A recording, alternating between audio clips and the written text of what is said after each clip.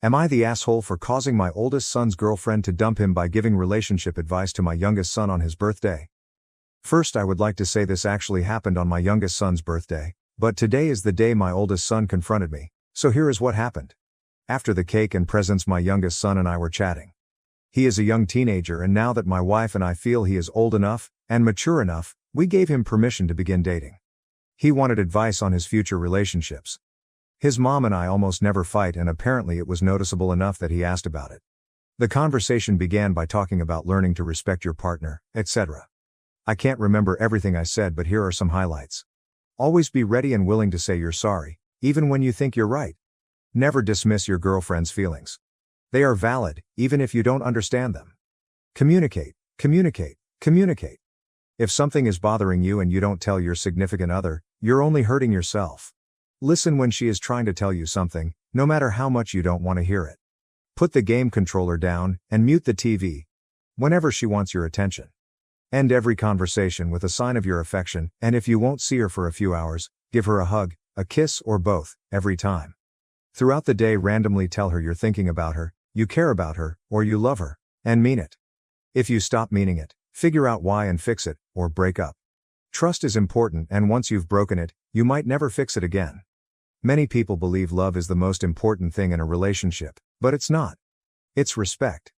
If you don't respect your partner, or feel she doesn't respect you, talk about it and fix it, or break up. Otherwise you will both be miserable.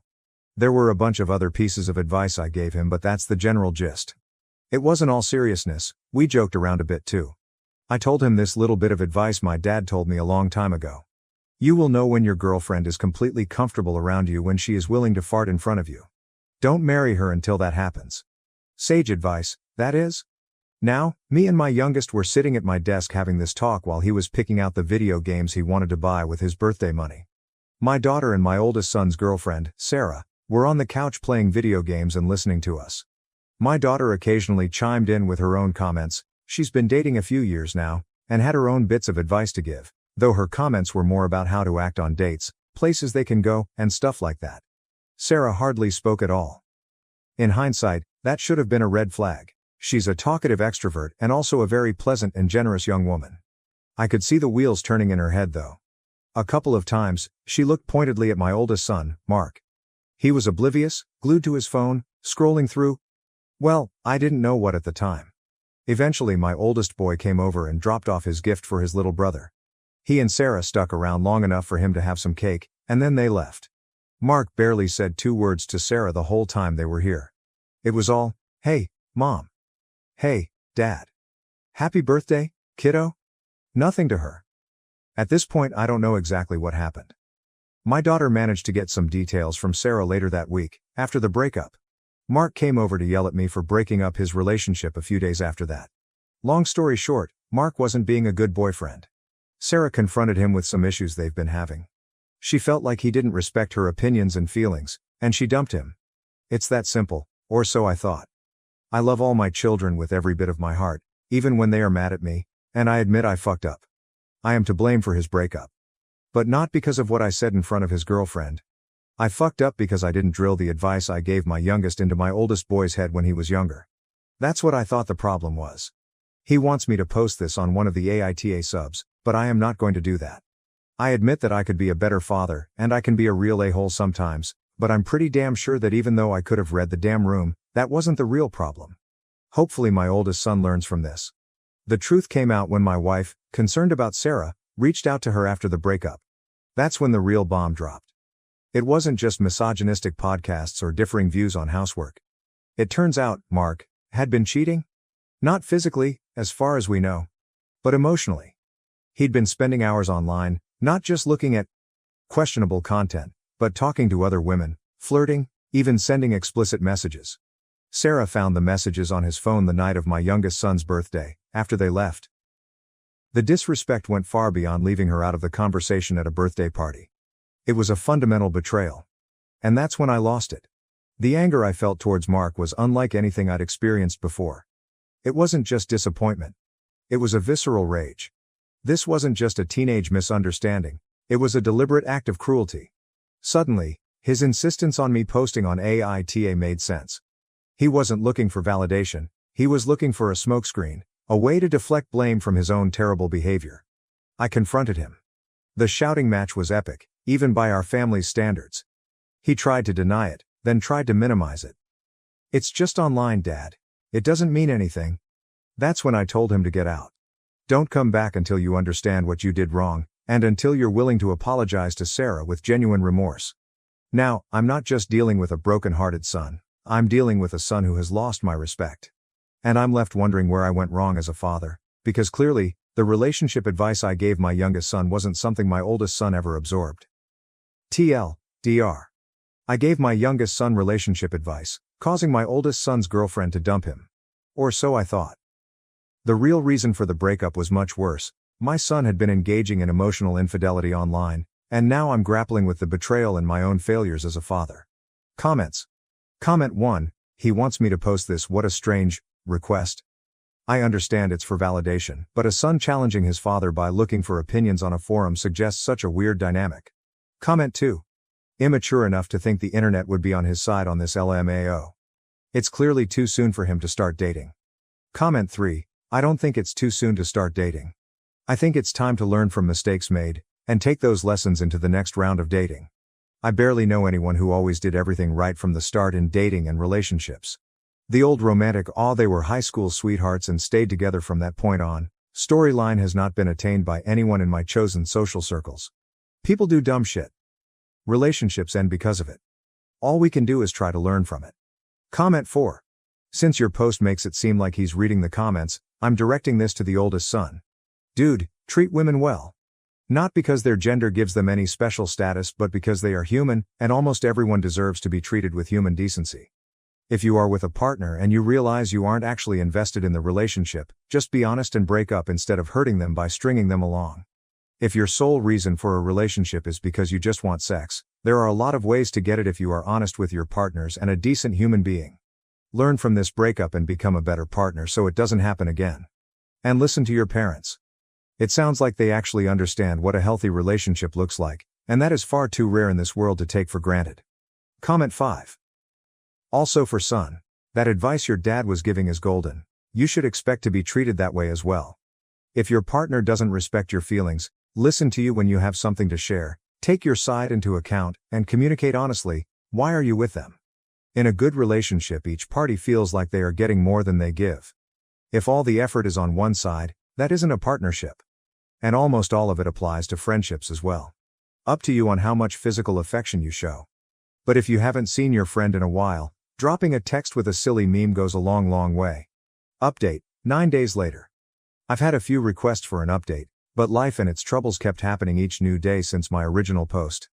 I made some comments on the original post, but there were just too many to answer everyone and deal with the PMs people sent me. I'll try to answer the many and varied questions in this update. I'd like to clarify that my oldest son is a young adult, and no longer lives in my home. He came over long enough to drop off my youngest son's gift, eat some cake, and left with his girlfriend. My daughter and youngest son are still teenagers. My daughter and my oldest son's girlfriend met through my son, but they are still friends even after the breakup. With that said, on with the update. After my oldest son and his girlfriend broke up, and he yelled at me for it, many things have been said, some things I didn't know were revealed, and some secrets were told. I gave my son a couple days to cool off before I spoke with him. My wife tried calling a few times, but he wouldn't answer his phone, so I went over to his apartment. His roommate convinced him to let me in to talk, and we did. We also did some shouting, a bit of yelling, and hugged once as well. This is when I found out that my son got a job offer out of state a few weeks ago. It's part of an apprenticeship through his trade school. He is considering it, and this was one of the reasons for the recent tension between him and his girlfriend. She wanted him to stay here, where her family is, and he wanted her to go with him if he took the apprenticeship. It's almost twice the hourly rate he makes at his current job, and the apprenticeship will pay for some of his time spent in classes, although the cost of living is higher there as well.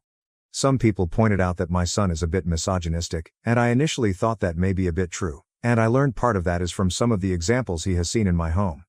I talked to him about this and discovered that he sees things about my marriage in a way they were never meant to be seen. One thing that my son pointed out to me was this thing my wife and I call my magic coffee cup. You see, when my wife is home, I am not allowed to make my own coffee. My wife has always made my coffee since we first started dating. This isn't something I have ever demanded, it's just the way things have always been. It became a joke between my wife and I when we were dating that my coffee cup must be magic because I've never had to fill it myself. Now, after many years of marriage, it's become something I don't even think about. My wife will pick my empty cup up and say some silly magic words like hocus pocus, or bibbidi bobbidi boo while waving her hands over it, and then she takes it to the kitchen and makes me a fresh cup. Sometimes I will pick up my empty cup and say some magic words and then shake the cup or peek inside and then in a pitiful whiny voice say to my wife, "Honey, my magic cup isn't working again." The few times I have tried to make my own coffee when she is home, she gets up, hip checks me out of the way, and makes it for me. I learned my lesson long ago, but my kids never saw that play out when it first developed. This is not the misogynistic act my oldest son believes it to be. I do not think it is my wife's place to have to slave for me by making my coffee. She does it because she loves doing it, not because she has to. If she told me today that I had to make my coffee from now on, I won't say a peep. I'll kiss my wife and go make my coffee. This has become part of another running joke that we have going. The joke is we each don't let the other do specific things around the house so that the other forgets how to do them so we can never leave each other. Officially, I do all the laundry, and she does all the dishes. In reality she does the occasional load and I do the dishes every once in a while, but we never admit to doing so. I learned to cook her favorite foods so she forgot how to make them, and she does the same for mine. For example, she can't make eggs over easy anymore, and I've forgotten how to make a good slop, which is sausage and egg noodles in cream of mushroom and topped with fried onions. Terrible for you but so good. This, and other little quirks, is part of our love language, and it has taken many years for it to develop. My son mistook the nuanced unspoken, or joked about, parts of our marriage for some sort of male-female traditional marriage role BS. He was seeing the end result of years of small compromises, fights, agreements, and other stuff that lead to the way our marriage works today. Now, while I was having that talk with my oldest boy, my wife and daughter were talking with his ex-girlfriend. We all really like her, and would hate to see them broken up forever. They discovered all the things my son wasn't telling me. From what they learned, my oldest son has been listening to certain podcasters and TikTok influencers that are very misogynistic. My son wanting her to move out of state with him, while she was reluctant to do so, is just the tip of the iceberg when it comes to their real problems. When they talked about their futures they had wildly differing views on what those futures would be like. For example, he got it stuck in his head that women should do the lion's share of the housework. To be fair, doing the dishes seems like it takes a lot more effort than doing laundry, since most of the time is spent waiting for a dryer cycle to finish. But doing the laundry is more than just washing and folding clothes while watching TV or playing video games. It's changing the linens, changing out the towels and robes in the bathrooms, and changing out and cleaning the curtains around the home. None of my kids has ever had to put fresh sheets on their beds, because I do it for them. My wife has done our bed maybe once in the last half dozen years. Laundry, like dishes, are monsters that you battle endlessly. In a good marriage you and your partner fight those battles side by side, no matter how you split up the workload exactly. Anyway, I hate to see them remain broken up, but my son needs to grow up a bit before that has any hope of happening. I suggested therapy, though I doubt my son will look into it. He's at the age where he thinks he knows everything. He hasn't attained the wisdom to realize that no matter how perfect we think we are, everyone screws up, and sometimes the way we think is very, very wrong. Patrick, I love you, but you need to get your head out of your ass. TL.dr. My oldest boy and his girlfriend look to be going their separate ways for now. Comments. Comment 1. Always love parents who will say how it is and not try to give excuses for their kids' behaviors even if it means hurting their own feelings in the process.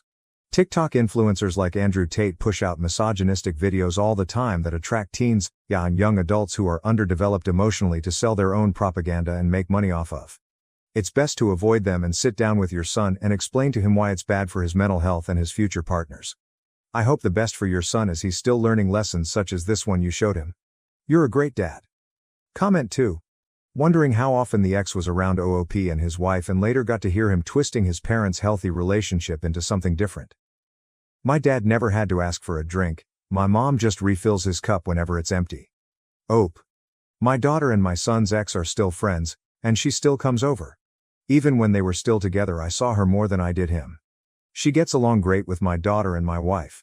Honestly, I don't know how to feel about her still coming around even though they aren't together. I don't want coming over to be awkward for my son, but I'm not going to tell my daughter who she can be friends with.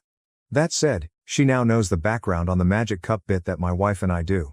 Yesterday she took my cup and stared at my dead wife in the eyes and said hocus pocus, before running into the kitchen with my cup.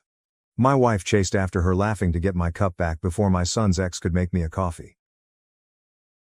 Boyfriend's undiagnosed chronic pain made him a freeloader, fine for friends. Suspected a fake, I dumped him. Saw someone's post yesterday about navigating life with a partner who has fibromyalgia and felt inspired to post here. I'm hoping you all can give me some solid advice. I, 26 female, have been with my boyfriend, 30 male, for a little under 2 years. In the time we've been together, his chronic pain, which isn't connected to any particular known condition as he refuses to go to the doctor, has gotten worse and worse. It's reached a point where he's almost incapable of doing chores or house projects, is usually too exhausted. In pain to make or agree to plans, and getting him to do anything outside of the house together is like pulling teeth. His objections always revolve around his pain and fatigue. I've never suffered from chronic pain, and thank God, so I'm not one to judge or accuse someone of making it up, since the pain itself is invisible and my boyfriend looks perfectly healthy, but he's now been unemployed for about 4 months and I'm starting to question things. I'm starting to feel doubtful for a number of reasons, and the main ones are that A. He never turns down his friends' invitations to hang out, even when the activity is something physically intense like kayaking, or going hiking, or going to a music festival, and B. He is never too tired, in too much pain to have sex. Over time it's almost made it seem like he's conveniently in an unbearable amount of pain when he has to do something he isn't all that interested in, chores, and I'm starting to feel hurt that he just doesn't seem to want to hang out with me outside of what we do lazing around the house. I've never accused him of faking or exaggerating his pain, but I have tried to talk to him about doing more fun stuff together, and it always circles back to his pain or him accusing me of trying to keep him from spending time with his friends, which I'm not trying to do by any means. I've done a ton of research into autoimmune disorders and other conditions that could be causing his problem, always bringing my findings and suggestions to him, but he just doesn't believe a doctor or any traditional medicine will help him. I'm also bothered because when we go to family outings or parties that we're both invited to, it's rare, but it does happen, he will talk anyone who will listen ear off about how bad his chronic pain is and how frustrating it is to not be able to find a solution. The thing is, he's not actually looking for a solution. He just smokes weed every day and calls that good enough while lamenting and complaining that his body is the way that it is. He also refuses to return to work because of his pain. For additional context, he seems to have really extreme muscle spasms, tightness, particularly in his back. I'm happy to support him through hard times, but the fact that he won't work is getting concerning and I feel severely stuck. I'm not interested in supporting him financially on a long-standing basis, but at the moment I partially am by covering some of his expenses. If this post makes me a total asshole for questioning the degree of my boyfriend's chronic pain, so be it. I just need help and answers. So, here are my questions. Where do I go from here? Do you think it's possible that my boyfriend is using his pain as a crutch? Should I put some kind of ultimatum in place that will get him medical care and getting attention? Your advice is appreciated. Comments. Comment 1. Even if he does have chronic illness, he isn't doing anything to get a diagnosis or treatment and he is willing to push on for things that benefit him and only him. He's also developed a drug addiction he has no plans of curbing. I am chronically ill. I am busting my ass trying to find answers and help because living like this sucks. I do everything in my power to support my partner and care for our home. While sometimes that's not a ton, I always prioritize contributing to my household over kayaking, which even if I could push through to do, would put me down for a week. This man is using and taking advantage of you, disabled or not. He also has dumped this on you without you consenting to be his financial caretaker. You're not married. There is no in sickness and health here. Leave him. Comment 2. This right here? It's one thing if he was busting his butt trying to find a solution, but he's doing nothing. He's unemployed and not searching for a solution to get him back to work. Is he unemployed? What are his plans for contributing to the household? Considering his inability to function, do you see yourself continuing a life with him and what would that look like? It's a big question. Do you want kids? Do you want to travel? Is he an excellent homemaker? Comment 3. As someone with chronic pain, even if he wasn't lying, I'd leave him. Chronic pain fucking sucks, I've been there. It's been over 13 years. But it kinda just sounds like he's slowly made you into his bangmaid. Either he's faking it so he doesn't have to work or do any chores, or he has no interest in improving his situation, which isn't sustainable if the person isn't going to pursue medical help or disability benefits. Comment 4. Bangmaid that covers his bills no less. Run, original poster? Run. Comment 5. That's what we call a mommy bangmaid update. 3 days later? Thank you to everyone who responded to my post and was so compassionate and kind. It was incredible to hear from so many people who actively battle chronic pain, illness, and those with loved ones who do. I hope to continue deepening my empathy towards anyone who is struggling with an invisible illness. On to my update. Armed with some fresh perspectives, and some fresh frustrations, LOL, I talked to my boyfriend and told him that he needs to see a doctor or I will no longer be able to support him financially and stand by while he remains unemployed and unmotivated to get the help he needs. I also addressed the idea of balancing his energy levels differently so that we're able to share household responsibilities more effectively, spend quality time together, and keep him doing the things he loves with his friends. His response was, really bad. He told me that if I'm not willing to step up and clean around the house, something I'm already doing, that there's no use living together and that my efforts to clean are the bare minimum and not good enough for his standards anyway. He was also really mad that I haven't taken initiative to take care of yard projects and car repairs. He sat there and spouted off a whole list of things I'm not noticing and cleaning. And, once again, he was focused on this idea that I don't like his friends, am jealous of them and want him spending less time with them, which isn't true at all. This really stung. He basically brushed over everything I said and focused on my perceived faults. This told me everything I need to know and I told him I was leaving. He was just mad. Not sad or hurt at all. I'm still crying excessively over his whole reaction. I still don't know how real or unreal his chronic pain is, but I guess it doesn't matter anymore. Thank you again, everyone, for your support and kindness. I'm truly at a loss. Comments. Comment 1. Original poster. I remember your first post. I know you're very sad right now, and you have a right to be.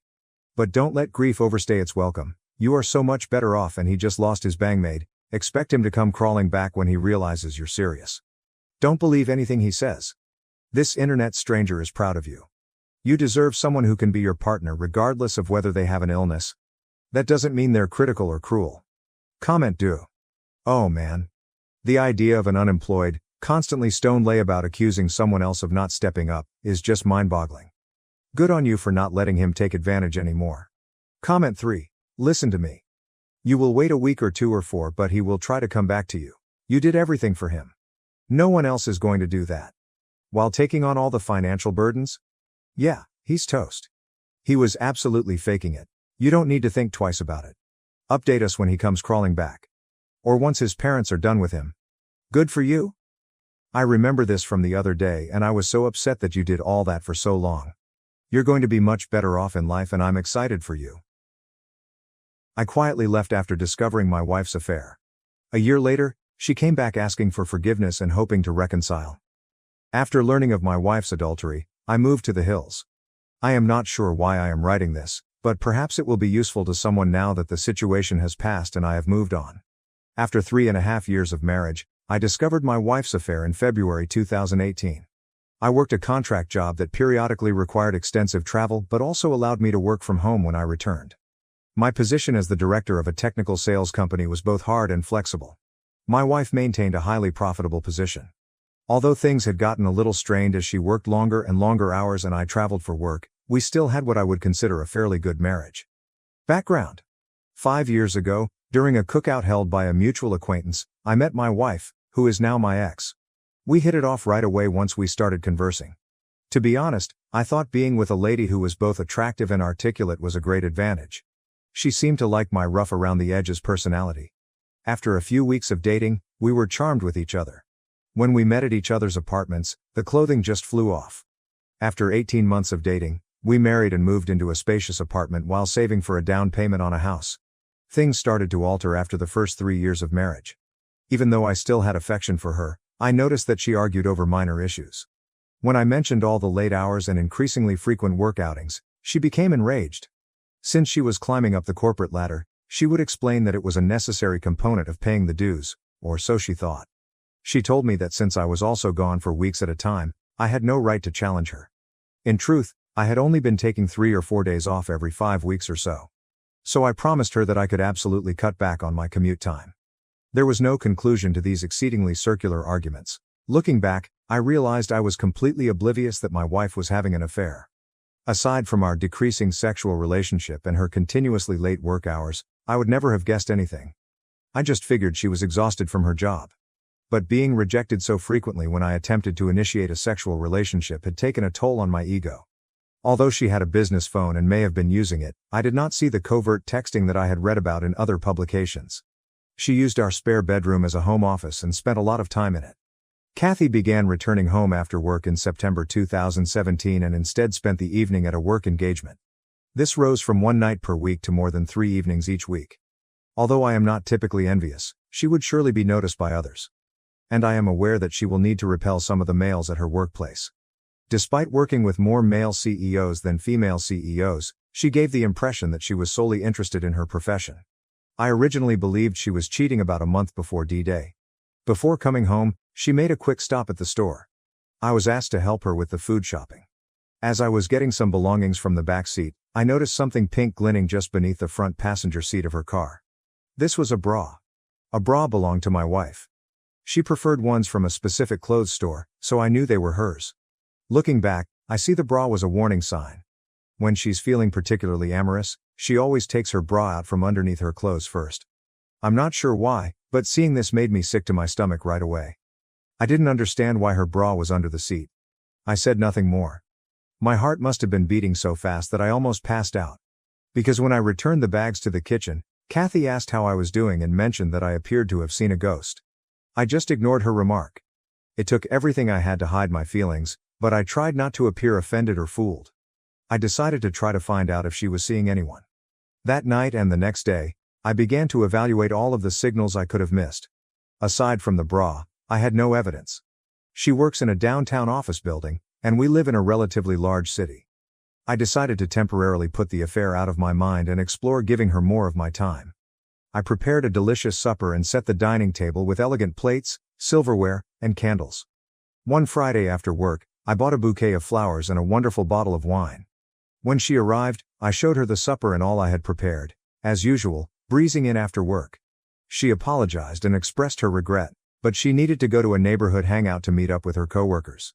She said she needed to take a shower first, but she could share a small snack with me before leaving. I guess I fell completely silent because my insides turned on me. I won't go into detail about how angry I was at the time, but I'd had enough. I took my work cell phone and dumped it in her backseat while she was showering. I had considered using my own phone to trace her. I then went into the kitchen and tossed away the food and flowers. After taking a shower, she prepared and looked gorgeous, as usual. "All right, let's eat," she replied. "Never mind. Go out with your friends," I said. She inquired whether I was angry after giving me a strange expression. "I'm sad that you never want to do anything with me, I told you." She became agitated and remarked cynically on my short fuse, ordering me to quit acting like a child. "Foolish me," I said as I stood there, letting everything sink in. For once, I thought we should spend the evening together. She merely smiled and stormed away. When she left, I grabbed out my second phone and started following my work phone. I caught her stopping about 20 minutes away, at the bar where she frequently meets with her coworkers. I decided to go find her car. Indeed, it was in the bar's parking lot. I waited in my car across the street to see if I could find her. I felt really different, like a stalker. But I told myself I needed to soothe my fears about her whereabouts. I saw her leaving the bar with a man approximately an hour after I arrived. He looked like an executive from her company. He grabbed her, dragged her closer, and planted a kiss on her lips. My body became completely numb. My stomach began to tighten up. They walked to another vehicle and hopped inside together. When their car pulled away, I attempted to catch up with them. You guessed. They drove to a hotel 10 minutes away. As I parked on the street next to the hotel, I observed them depart the car holding hands and walk inside. I had seen enough. I felt ridiculous. I started banging the steering wheel with my fist. That was it. Something went completely blank inside of me. I'm not sure whether I had an out-of-body experience or simply passed out. However, as I regained consciousness, I felt the want to drink. At this point, my life took an unexpected turn. I'd just begun driving, out of town, replaying all I had just seen. I was crying out of both fury and despair. I hate to acknowledge it. I found a nice tiny tavern on the outskirts of town. Some 30 miles away, they stopped in. I ordered a drink while sitting at the bar. The bartender, a lady, commented on how I appeared to have lost my wind. "So I guess I resemble death." I responded, partly smiling. "You could say that." A man sat beside me and began a chat. Even though I didn't feel like speaking, something about this guy made me feel at peace. We initiated a chat, and finally, my wife's unfaithfulness came up. I told him I just wanted to get away from her and forget about her. "You're not alone, buddy," he answered, patting my back. After giving me a cursory look, he said, "I went through that a few years ago. I believe there is a reason why these things occur. Your life may now take a favorable or negative turn. I promise you, at this moment, everything is completely up to you." His words, for some reason, startled me out of my funk. Despite being conscious of my agony, I've always had the ability to see things rationally, and he was totally right. We introduced ourselves. Rye was his name. I truly liked his salt-of-the-earth attitude, even though he was more of a country boy. "Are you planning to move out?" he inquired. "I suppose. I never considered looking that far ahead. I was experiencing a fight-or-flight response. And I realized I didn't want to be around this woman any longer. I've got an idea. And I sympathize with your situation," Rye said. "When the time comes, I have a mobile trailer on my land, in case you feel the need to go," Rye told him. "It might take some effort and isn't very excellent. Why don't you come and see if you can envision yourself short-living in anything like that? I'll give you a great deal on it, at the very least. You could even park it on a beautiful piece of land I own. I'd be grateful if you could watch it for me. It may be helpful to get out of your current situation." Only a thought. I took a while to grasp his concept. Hell, honey, if I could have escaped my insane ex-husband years earlier, I would have jumped at the chance to go live in his trailer, or anywhere, just to get my head on track. The bartender, who had been listening in, added his own comment. "Perhaps this is just what I needed. But I felt like I'd strayed into the twilight zone." "Yes, I will think about it. Maybe check it out," I said to Rye. After a time, we broke up and planned to meet at his house in a few days. I began to feel as though I had some perspective. And an opportunity to escape what I thought was dreadful grief and horror. I knew one thing for certain: I'd never want to spend time with my wife again. I find cheating nasty. And that was always something I imagined I'd never have to put up with. I sat on the couch when I got home that evening. Kathy walked out and inquired where I had been. "Where have you been?" "I should be asking you that," I responded, turning to face her. "I went to grab drinks," she explained. I directly inquired, "Are you having an affair?" She looked astonished. But she quickly gathered herself and replied, "No. Why are you asking me that?" I told her that I'd heard she might be seeing someone at work. "Who told you this?" she asked. "Someone I know," I responded, keeping the name to myself. "You're being ridiculous," she said. Then they accused me of being inebriated and deranged. She asked where I had been. "We were going to a bar to enjoy some drinks with our friends," I told them. Despite her clear eagerness to ask further questions, she returned to our bedroom and retired to bed. Now that I had proof she had been lying to me for months, I decided to sleep on the sofa. I couldn't sleep at all. I kept seeing her in bed with the guy. I felt bad for myself. Disgusted. Hurt. But then I thought of Rye's trailer. The thought of that made me happy. It seemed almost like a revelation. Something must be wrong with me. Because the fight-or-flight reaction had immediately awakened amid the pain I was feeling, and I definitely preferred the flight response. We did not talk much the next morning. We moved on with our weekend as if nothing had happened. I set up a meeting with Rye a few days later. When I got there, I discovered Rye had a beautiful ranch. The trailer was actually fairly nice, about 26 feet long and well furnished. It reminded me of a fantastic spring break vacation I took with friends while in college. Rye accepted the money I gave for the trailer. To be honest, I felt like I was taking something from him. He gave me directions, so I drove over to inspect his ranch property. There were hiking and biking trails nearby, and the scenery was beautiful, with plenty of trees and scrub vegetation. Rye had a little cabin on a hilltop overlooking the property, with electricity and water available to the trailer. It was near the foothills of various mountains. Rye offered to set up the trailer and transport it to the place. I tried to convince Kathy to come clean over the next few weeks, but all I got was gaslighting. I even told her outright that if I found out she was cheating, there would be no turning back. As a result, she got even more immersed in her affair fog, lashing out at me with denials. I almost chuckled at how horrible the denial was. I chastised myself for not taking photographs of the two of them. I had no concrete evidence that she had cheated. After suffering through so much emotional anguish, I realized I wanted to leave this marriage. Instead of articulating my feelings to Kathy, I just started plotting. While she was at work, I quietly began collecting my belongings from the apartment and transferred them to the trailer. At the very least, I felt I was doing something about it. I saw a difference in Kathy around this time. Although she had been acting more respectfully towards me, I felt it was too little, too late. I thought I needed a break too, so she continued to go on company trips after work. One night, I got ready right as she was leaving. After staring at me, she asked about my destination. All I said was, "Meeting with some buddies? You wouldn't like the shop talk, and you don't know them." I interrupted her as she started asking additional questions. She used to say exactly this to me whenever I asked if I might accompany her on office trips. "All right, have a good time," she said, a little annoyed. "I definitely will," I said. I met new people while working on the trailer and hanging out with Rye at the bar. I felt better after spending time with Rye's lovely family and friends. I also decided to cut back on my drinking because I did not want to develop any bad habits. I knew better than to drown myself in sympathy, even though it would have been so easy. At this point, Kathy informed me that she would be on business next week. She indicated that the executive team and a few department heads were leaving. When I inquired, "Who's going?" I added, "I hope you have a great time with your boyfriend," he said, staring at her. I immediately regretted saying that, as it sparked a heated fight. However, Rye had advised me that it didn't really matter. I regret not learning more about her affair partner, AP. "It doesn't matter who the other guy is," Rye explained. "The only thing that matters is that she chose to leave you. She ended the marriage, whether she admits it or not. Brother, facts are facts.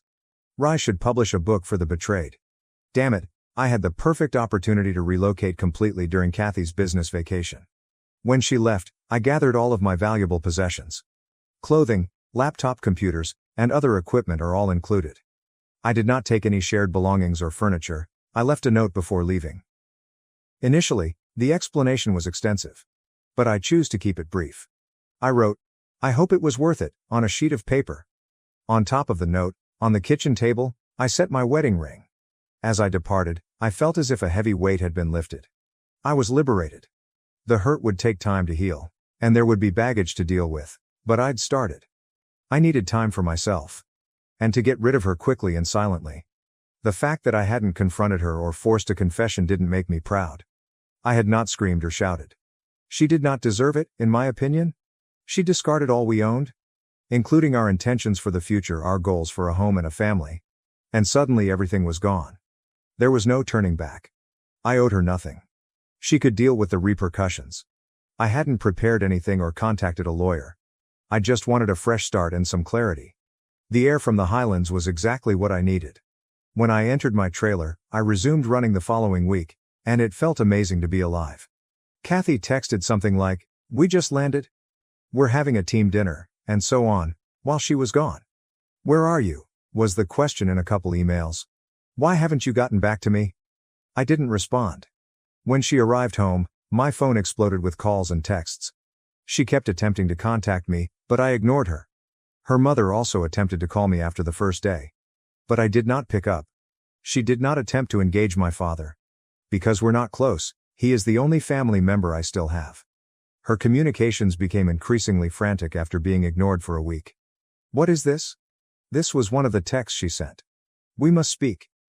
I'm not sure what you believe you know, but nothing is happening. There isn't an affair going on." After a week of not responding, she eventually texted me and said, "I apologize. Things got out of hand. It didn't matter if I was involved with someone at work. You were missing frequently while I was engaged with my work. I simply made a mistake. I intended to end it. A mistake. I was waiting for this confession all along. However, it simply served to increase my dislike for her. Why was she unable to be honest? I had no fantasies about a future with this woman. Errors do not last for 6, 8, or 12 months. Her pleadings for me to return and work on the marriage were increasingly sad. I refused to respond to her. Even though she had quit bothering me for a few weeks, I did not want her to learn where I lived. Or to probe into my life. I did not want this woman to damage my haven. Then she started sending abusive texts like this. "You're a coward. One day you refused to speak to me. You have no regard for us. Come home, please, so we can discuss. You're where I'm able to visit you, Paul. Please let's chat and make things right, damn it." However, I don't recollect all of the texts. They all seem to be excuses. With minimal genuine regret. In one ear, I let them go, and out the other. After a while, I changed my mobile number. Update, June 2018. I got an email from Kathy. She informed me that she had hired a lawyer. I was planning to file for divorce. I simply said, okay. That sounds good. This resulted in a flood of emails, requesting that I visit her, among other things. She wrote that she will quit bothering me if I agreed to an uncontested divorce. Upon recognizing that this would not work, and when I gave my consent, I was actually liberated. A few months after I moved out of our apartment, I never had to see her again. She appeared to care more about that than I did. Even though neither of us had found closure. I'd occasionally think of her for a few months, and, indeed, anguish would suddenly come to me. Like when I heard a song that we used to like. However, over time, I just stopped thinking about her. Update 2. Now that I am officially divorced, things are going well. In fact, I got to know a great girl. Just down the hill from my home, I was running along the trail. When I assisted her in replacing a flat tire, we hit it off. Despite being a few years younger than me, she is fantastic, and really cute. She refers to me as her mountain man. And loves my way of life. Although I am not in a rush to commit, I also do not intend to give up on women completely. I have no intention of leaving the trailer anytime soon.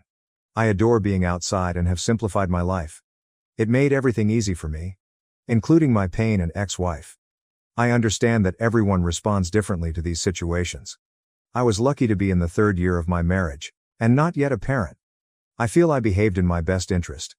You do not have to spend your entire life with a cheater. If you encounter something similar, avoid overthinking it. Continue to live your life. It will improve as you become more proficient. I hope that everyone has the best possible life. I updated this about 5 times to make it readable. And I just wanted to inform you on my ex-wife's condition. I was scared that my ex-wife was trying to find me. As I mentioned in an earlier post, I left our former residence, which was around 2 hours away. I saw her last weekend at a coffee shop. I frequently visit the town close to my home. It did not seem like a coincidence to me. Fortunately, I was able to slip away before she noticed me. 3rd update. I went to town this past weekend to acquire groceries. And I stopped at my usual coffee shop. I was using their free internet. Work on some papers for work. I finished and walked out of the cafe. I was on the way to my pickup. When I heard someone shouting, "Paul!" When I turned and looked across the street, I saw Catherine. My ex-wife waved at me. Finally, Armageddon arrived. She hurried across the street to me. I stood there in disbelief as if anticipating a hug. She walked up and extended her hand. I halted her in her tracks. By instinctively holding out my arms, palms up. She appeared to be in tremendous discomfort. Then she continued. "I've been looking for you, Paul. I've wanted to see you since I learned you moved here. Could we have a conversation?"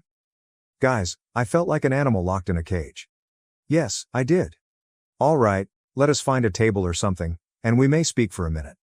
I finally gave in. She asked if we might come to my house. I vehemently refused. By the end of the street, she brought me down to a bench outside a tiny store.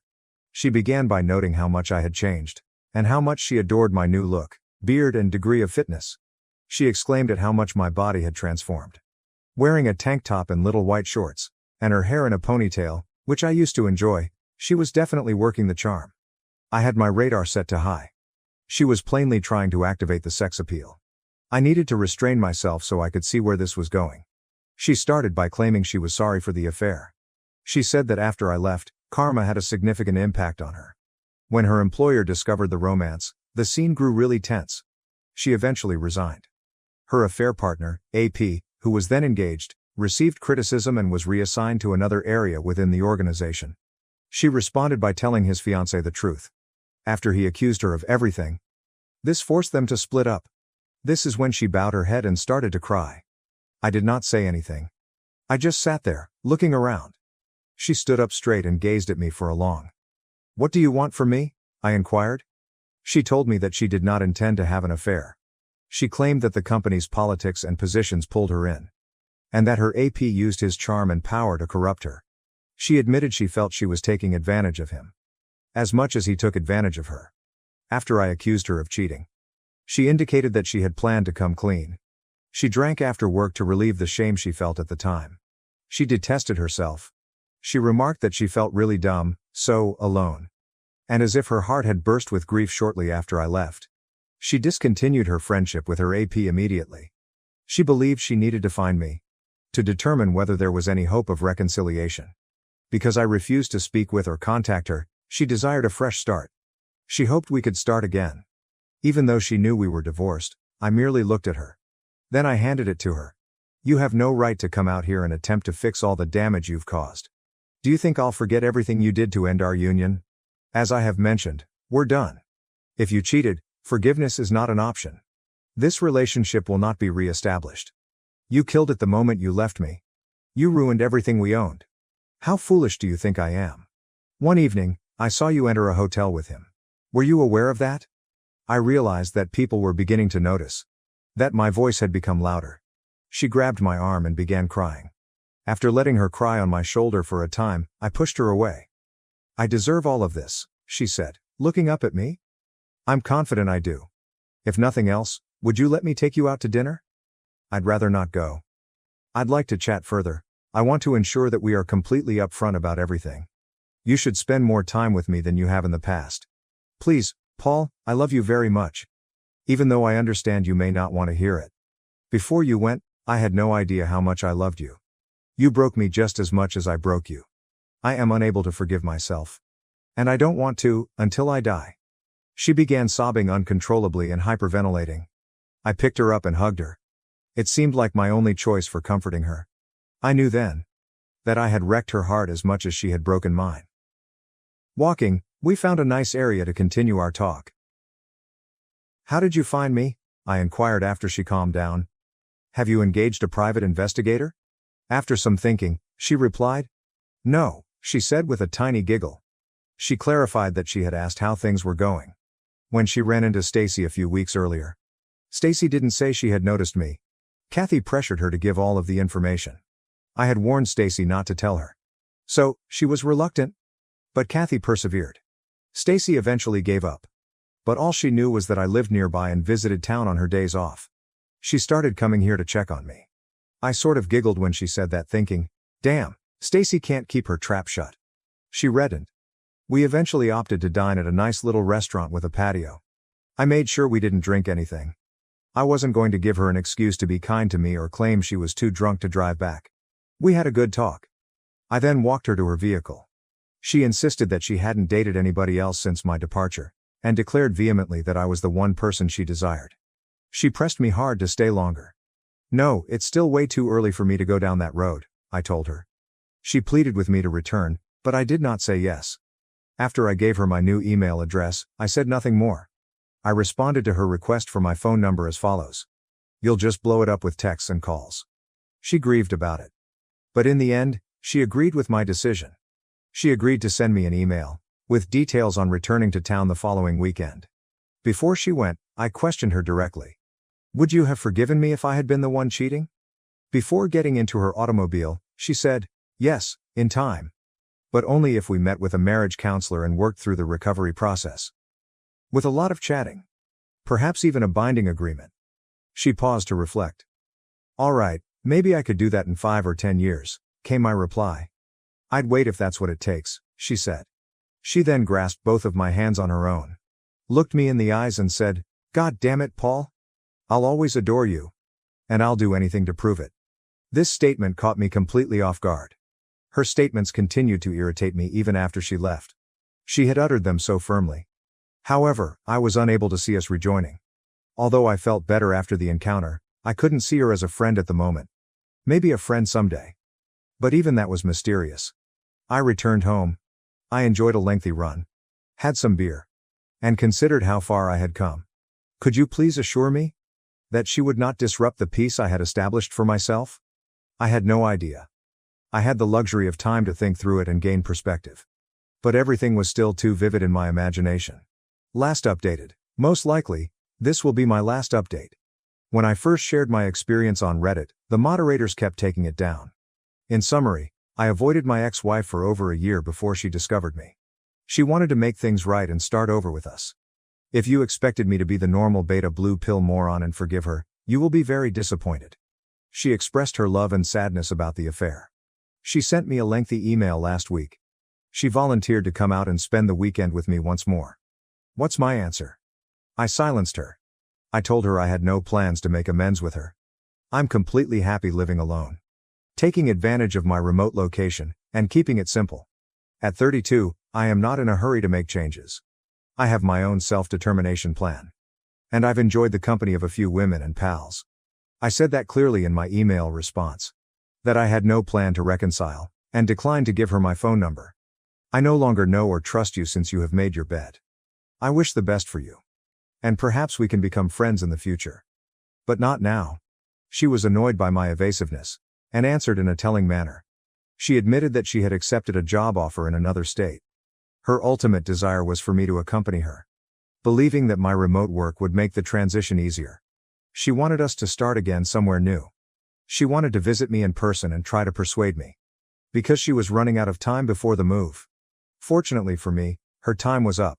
Because I had a week of business trips planned. I'm relieved she'll no longer be in my life. She will soon realize that her time with me is over. But I still expect to receive a few more emails. She'll need to find someone else. And she might also cheat on them. To everyone reading this, make the best of your life, let go of the past. Give yourself the strength to carry on. Good luck, everyone. Thank you for watching. If you haven't subscribed already, please do so and press the notification bell to keep informed about more shocking real-life stories happening around you. I refused to be the family's default babysitter when they planned a vacation for Mom's 60th birthday without even asking for my opinion. I, 27 female, have spent the last 5 years advancing my career as a manager at Preston Technologies, one of Austin's fastest-growing tech businesses. While my younger sisters were beginning children, I focused on moving up the business ladder. Don't get me wrong, I enjoy my job and the route I've chosen. But sometimes I worry whether I missed something along the road. No husband? No children. It's just me in my corner office, overlooking downtown Austin. It was a normal Tuesday morning when my phone rang. Lauren, 25F, appeared on the screen, and I responded while sorting through quarterly performance assessments on my desk. Hey Ash, have you got a minute? Lauren asked across the speaker. My youngest sister has always been the bubbly one. Sure, what's up? I pushed some papers aside, half listening while reviewing the figures. So, you know Mom is turning 60 in 2 months, right? She paused for emphasis. Well, we're planning something special, and we need everyone to chip in. That caught my interest. Okay, how much are we talking about? Lauren named the figure, and I almost choked on my coffee. It was more than I'd spent on my last holiday. Which, to think of it, was 3 years ago. I know it's a lot, Lauren quickly added. But it's for Mom, you know? No, it's fine, I replied, already opening my banking app. I'll transfer it right now. Great. Oh, and one other thing, make sure you take a week off work to celebrate. Don't schedule anything else during that period, okay? The next few weeks passed in a whirl of meetings and deadlines. I periodically wondered what my sisters were planning with all that money. But anytime I inquired, they would dismiss me with ambiguous answers. Finally, work took over. Mom's birthday slipped into the back of my thoughts. Then came Saturday dinner. We all gathered at our parents' home. Mom and Dad, my sisters, Aunt Susan and her children Nathan and Daniel, my cousins, are with their families. The familiar pandemonium of a family supper surrounded us. Dad tells the same old jokes about Texas football. Mom is fretting about everyone's plates. The typical stuff. Lauren then dropped her bomb. So, she continued, pushing her grilled asparagus about her plate with studied casualness. We have finally organized everything for Mom's birthday. We're going to spend a week at Mountain Pine Resort in Colorado. The table erupted with enthusiastic discussion. Mom was beaming. Dad was already discussing visiting the slopes. And my sisters were talking about which ski lines they wanted to attempt. Why didn't anyone tell me earlier? I said, feeling excluded. I don't even have a ski suit, and there's barely any time to get one now. The table became too silent. Mother cleared her throat. And my stomach dropped before she opened her mouth. Actually, honey, she began with that tone she used to ask for a favor she knew I couldn't refuse. We were hoping you could do us all a huge favor and watch the kids while we're there. I looked at my family gathering around the dinner table, waiting for someone to chuckle. To say that all was a joke. But the stillness went on. Broken only by the faint clink of cutlery upon plates. You want me to watch the kids? I finally asked. All 5 of them? My mind began counting them off mechanically. Lauren's toddler, Noah. Isabel's baby child, Lily. Lucas and Anna are twins born to cousin Nathan. And Daniel's kid, Leo. 5 children under the age of 7. Well, you're so good with them, Mom exclaimed, As if it explained everything. They love their Aunt Ashley. I looked around the table again. I'm still hoping to see some comedy in someone's eyes. There was none. Just eager looks, waiting for my standard yes. But that's not fair, I caught myself saying. My voice sounded unusual to my own ears. I want to celebrate with everyone too. It's Mom's birthday. My middle sister, Isabella, 23F, sighed as she put down her fork. Come on, Ashley, you will be bored there anyway. It'll be noisy and crowded. Bored? I said again. How would you know if I'd be bored? Well, she said, exchanging eyes with Lauren. You're wonderful with the kids. They adore you. And let's be honest, you don't need a break from family life. I felt my chest tightening. What's that supposed to mean? Lauren jumped in. Her voice carried the condescending tone she had honed over the years. She just means that you do not have children or a husband to escape from, like the rest of us do. We need a break. You understand, right? The green beans on my plate blurred as I blinked away tears. I would not give them the gratification of watching me cry. Instead, I silently pushed back my chair and stood. Ashley. Mom's voice sounded concerned, but not enough to make me stop. Without saying anything, I grabbed my purse from the counter and headed for the door. Nobody tried to stop me. Nobody yelled out. The only thing I heard was Mom's voice floating from the dining room. Don't worry, she'll be a little offended at first, but she'll come around, she always does. As I proceeded towards my car, their voices faded behind me, already talking about ski slopes and winter gear. The evening air felt crisp against my face, helping to cleanse my mind. 10 years. 10 years of putting others first. Of being the accountable party. The reliable one. And this is what I received in return. The worst aspect wasn't the babysitting request. It was the casualness with which they believed I would agree. The way they organized this entire event without me. Using my money. My time, my vacation days. Without even asking. As if I were simply a resource to be utilized. Not one member of the family will be included. I spent half a night pacing around my downtown flat. Replaying every family meal, every holiday, every time I put aside my own needs to assist another person. The memories came flooding back. Each is taking on a new, darker meaning in light of tonight's events. At 16, I was cooking dinner as Mom helped Isabella with her homework. At 18, I turned down a spring break trip with friends to watch Lauren while our parents went on a weekend excursion. At 21, Isabella worked 2 jobs in college to help pay for her prom dress. Images kept coming, every year, sacrifice after sacrifice. Ashley, can you watch Noah for a few hours? Lauren's voice echoed in my mind. I really need a break. Ashley, would you mind taking the twins for the weekend? Nathan's familiar request came back like a broken record. Sophia's overwhelmed, and you're so good with kids. I had always answered yes. Always. Even though I had critical meetings the following day. Even though I was fatigued from my own work week. I took pride in being the reliable one, the responsible sister, the perfect daughter. I sank on my couch, the leather cool against my skin. The photo albums on my coffee table drew my attention. On family vacations, I was always the one behind the camera. Holiday celebrations in which I was constantly in the kitchen, everyone else laughed in the living room. When was the last time somebody asked me what I wanted? It's not like you need a break from family life. Lauren's words kept replaying in my mind. As if my life, job, and decisions were somehow less valid, because I was not married with children, as if all of my sacrifices meant nothing. Because they did not suit their idea of what was important. Sleep did not come easily that night. I tossed and turned, remembering how I'd worked through college with a scholarship. I was determined not to bother my parents financially. How I started my job right after graduation, helping to put both of my sisters through school. All those late evenings at work climbing the corporate ladder, sending a portion of my paycheck home to help with family expenditures. By dawn, I had made up my mind. I wasn't a confrontational person and never had been. There had to be a way to settle this quietly. To make them comprehend without generating family strife. So I did what I had always done when there was a problem. I attempted to solve it. I waited till an acceptable hour on Sunday morning to pick up my phone. Mom responded on the 3rd ring. Hi, Mom, I responded, my voice firm. I had been thinking about the resort trip. I actually have a solution. I will pay for a professional babysitter for all 5 children. That way, everyone may enjoy the festivities together. The silence on the other end of the telephone lasted a little too long. That won't work, Ashley. Mom eventually stated, her voice tense. We can't trust a stranger with our children. They are used to you.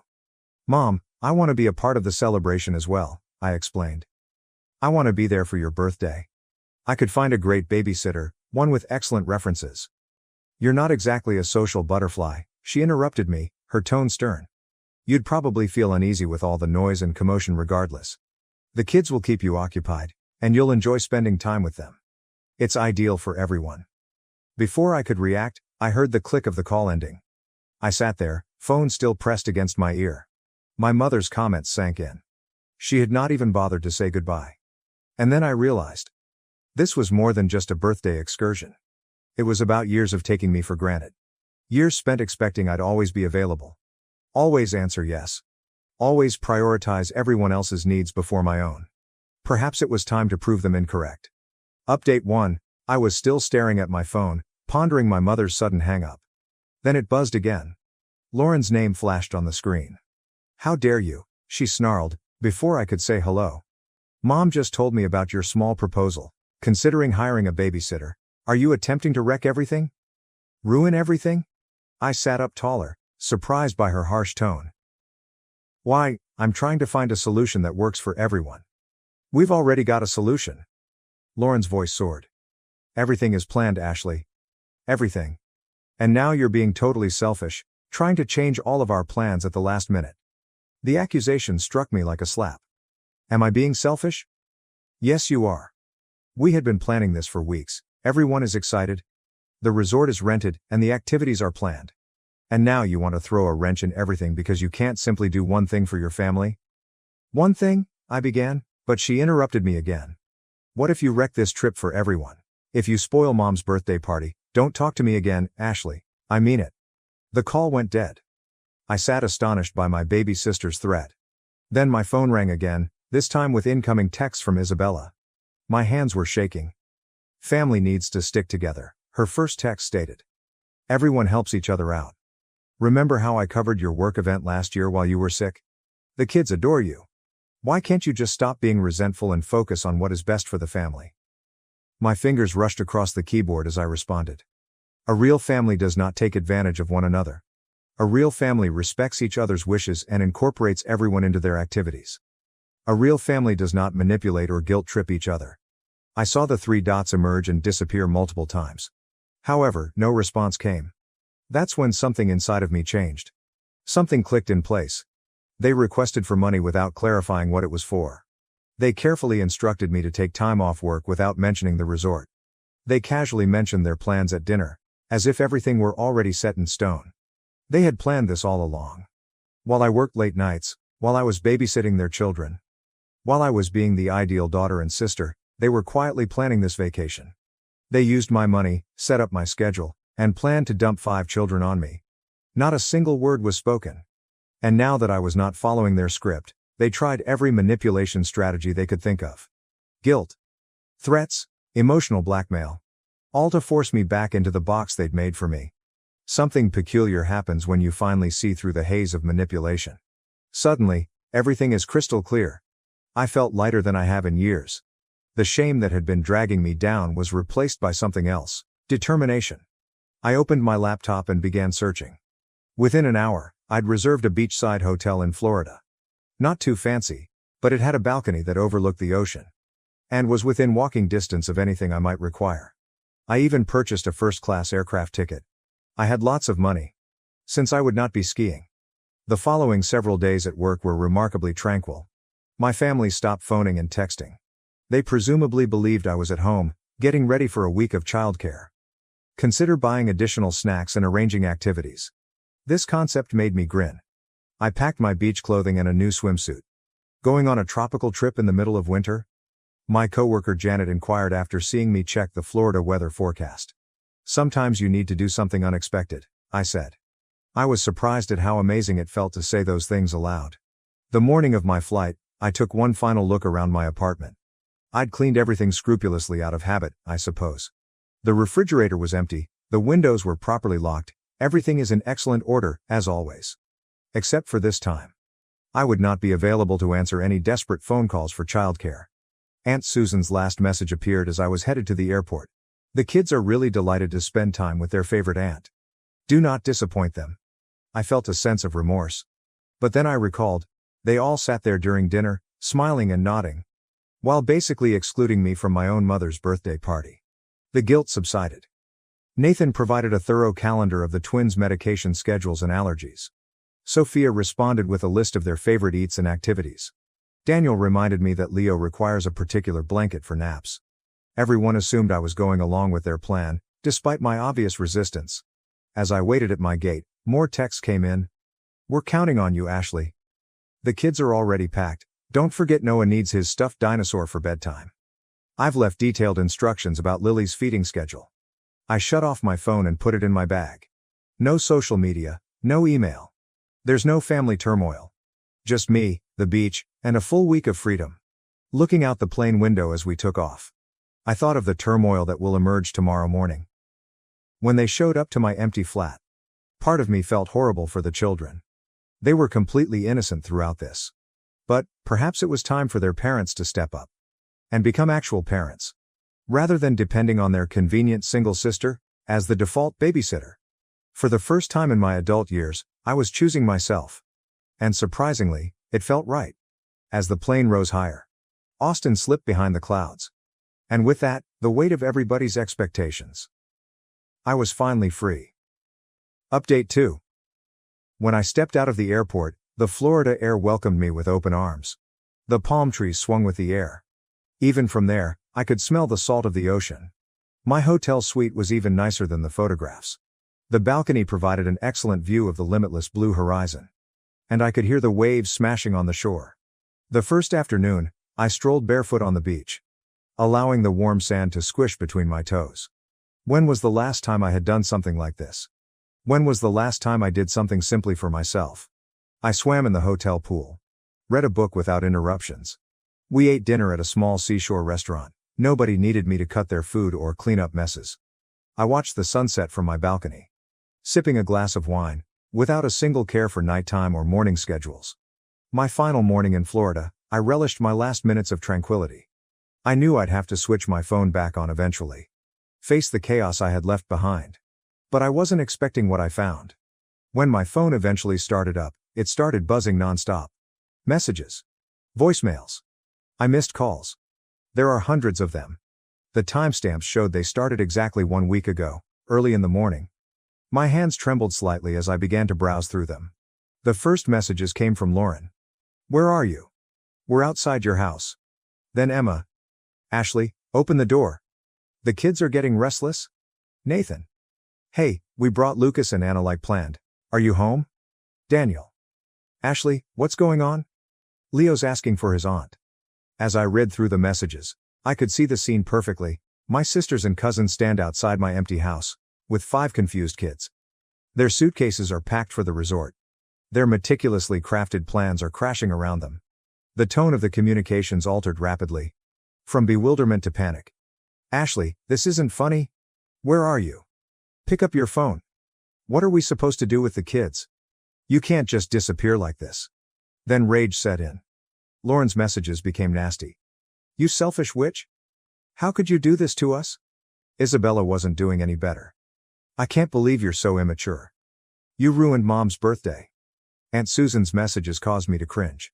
I had never seen her use that type of language before. Mom's messages began later in the day. I'm very disappointed in you, Ashley. I never thought you'd be so selfish after everything we've done for you. Dad, who rarely texted, sent only one message. Your mother is crying. I hope you're happy with yourself. The voicemails were terrible. I could hear the rage, disappointment, and accusations in their voices. Messages from extended family members I had not spoken with in months suddenly appeared. All of them condemned my actions. You've always been so reliable. How could you do this to your own family? Those poor children. You've ruined everything. I sat in my calm hotel room, reading message after message, finding out what my relatives thought of me. I eventually quit being their handy solution. The words they used. They nicknamed me by these names. They made assumptions about my character. It was like meeting a completely new family, one who has been hiding behind artificial grins, and casually asks for favors. Without addressing any of them, I packed my bags and went to the airport. It was time to head home. But I wasn't the same Ashley who had gone a week before. Ashley might have apologized. You might have felt guilty. Perhaps they sought to make amends to everyone. But Ashley was gone. I had just finished unpacking my beach clothing. I heard a violent beating on my front door. Before I ever got to it, I heard a key spinning in the lock. I gave my mother an emergency key years ago, just in case. They rushed in like an angry storm. Mom leads the charge. Lauren and Isabella are surrounding her flanks. All of them had red faces and furious eyes. The serene mood I had developed in Florida vanished abruptly. Update 3. Do you have any idea what you've done? Lauren yelled and stepped forward. You ruined everything. Everything. I stood my ground. Watching them unleash their rage in my living room, the identical living room where I babysat their children on numerous occasions, I had canceled my own plans to accommodate their crises. Where I had always been the dependable one. Nathan and Daniel refused to stay with the kids, Isabella spit out, referring to their spouses. They both suddenly had important business to take care of. So Lauren had to stay home with all 5 children while we went to the resort. She missed Mom's birthday because of you. The whole trip was ruined, Mom exclaimed, her voice rising. No one could enjoy themselves. All we did was discuss how you betrayed us. How did you let everyone down? Your father couldn't even ski correctly, he was so upset. They continued their tirade. Speaking over one another, each seeking to outperform the others. They expressed their disappointment and indignation. The longer they talked, the more ludicrous everything seemed. Until something within me broke. But not in the way they had expected. I began laughing. My chuckle sliced right through their charges. They halted in the middle of a sentence. They looked at me as if I had lost my mind. What's so funny? Mom demanded, her cheeks growing crimson. What could possibly be funny about this situation? I brushed away tears of laughter from my eyes. Don't you see how ridiculous this is? Do you really not understand how absurd you all sound right now? Absurd? Isabella exclaimed. You secretly planned this entire trip, I interjected, my laughing decreasing but my voice remaining calm. You opted to watch your children without asking me. You grabbed my money and told me to take time off work. And then just thought I'd go along with your intentions. Now that everything has fallen apart due to your assumptions, you're here calling me a villain. But you've always helped before, Mom remarked, her voice smaller and perplexed. You've never said no. And that's exactly the problem, I interjected. Because I constantly assisted, you started taking advantage of me. You stopped seeing me as a daughter or sister and instead saw me as free childcare. You stopped thinking about my feelings, plans, and life. That's not true, Lauren argued, but her voice was unsure. Really? I asked, raising an eyebrow. So, why didn't you include me in the planning? Why didn't you ask whether I wanted to go to the resort? Why did you imagine I would be content to stay behind with 5 children while everyone else celebrated? I observed their expressions, trying to see any awareness or understanding of how they treated me. Instead, I noticed their expressions hardening. You're being selfish, Mom replied, her tone icy. You wrecked my birthday and damaged your sisters. You have disappointed the children. This is not how I raised you. No, Mom. You're the ones being selfish. This entire situation is your fault, not mine. Mom drew herself up to full height, her visage stone-like. If you feel that way, perhaps I no longer have a daughter named Ashley. If that's what you want, Mom, I responded gently. Then so be it. It had been 6 weeks since the final encounter in my living room. 6 weeks of silence. Broken only by the occasional post in which one of my family members makes another barely disguised statement on social media. Some people only think about themselves, Mom wrote last week. It was followed by a dozen sympathetic responses from relatives and family acquaintances who only knew her side of the tale. Family should always come first, Lauren said yesterday, with a photo of her son. So blessed to have people in my life who understand what that really means. Isabella's newest was a lengthy paragraph. Refer to toxic people who destroy family bonds with their selfishness. She did not tag me, of course. Everyone knew who she was talking about. Several months ago, these posts would have destroyed me. I would have spent hours creating responses in my mind. Losing sleep because of their words. I wonder if they were correct. What about now? I just scrolled past them, sometimes with a tiny smile. Look how predictable they've become. I adjusted my regimen. Instead of spending my weekends waiting for emergency childcare calls, I have joined a neighborhood book club. The initial meeting seemed strange. Sitting in a coffee shop on a Saturday morning, I knew my phone would not ring with a desperate plea from one of my sisters. Last week, I scheduled another vacation. A journey to Europe in the spring. I didn't need to verify anyone's schedule. Alternatively, ensure that it does not interfere with the demands of others. I just spotted a decent price and took it. Occasionally, in peaceful moments, I think of my nieces and nephews. I miss them. But not in the way they were wielded against me.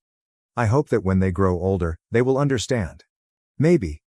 Perhaps they'll see the same patterns in their own lives. Make a new choice. I still have the emergency key Mom used that day. I should probably send it back. But something stops me every time I think of it. Perhaps a part of me hopes that one day, they will understand. That they'll realize how unfair their behavior and demands were. How they took advantage of my feelings for them. That kids would know that being a family does not entail sacrificing oneself to suit the needs of others. But I am no longer waiting for that day.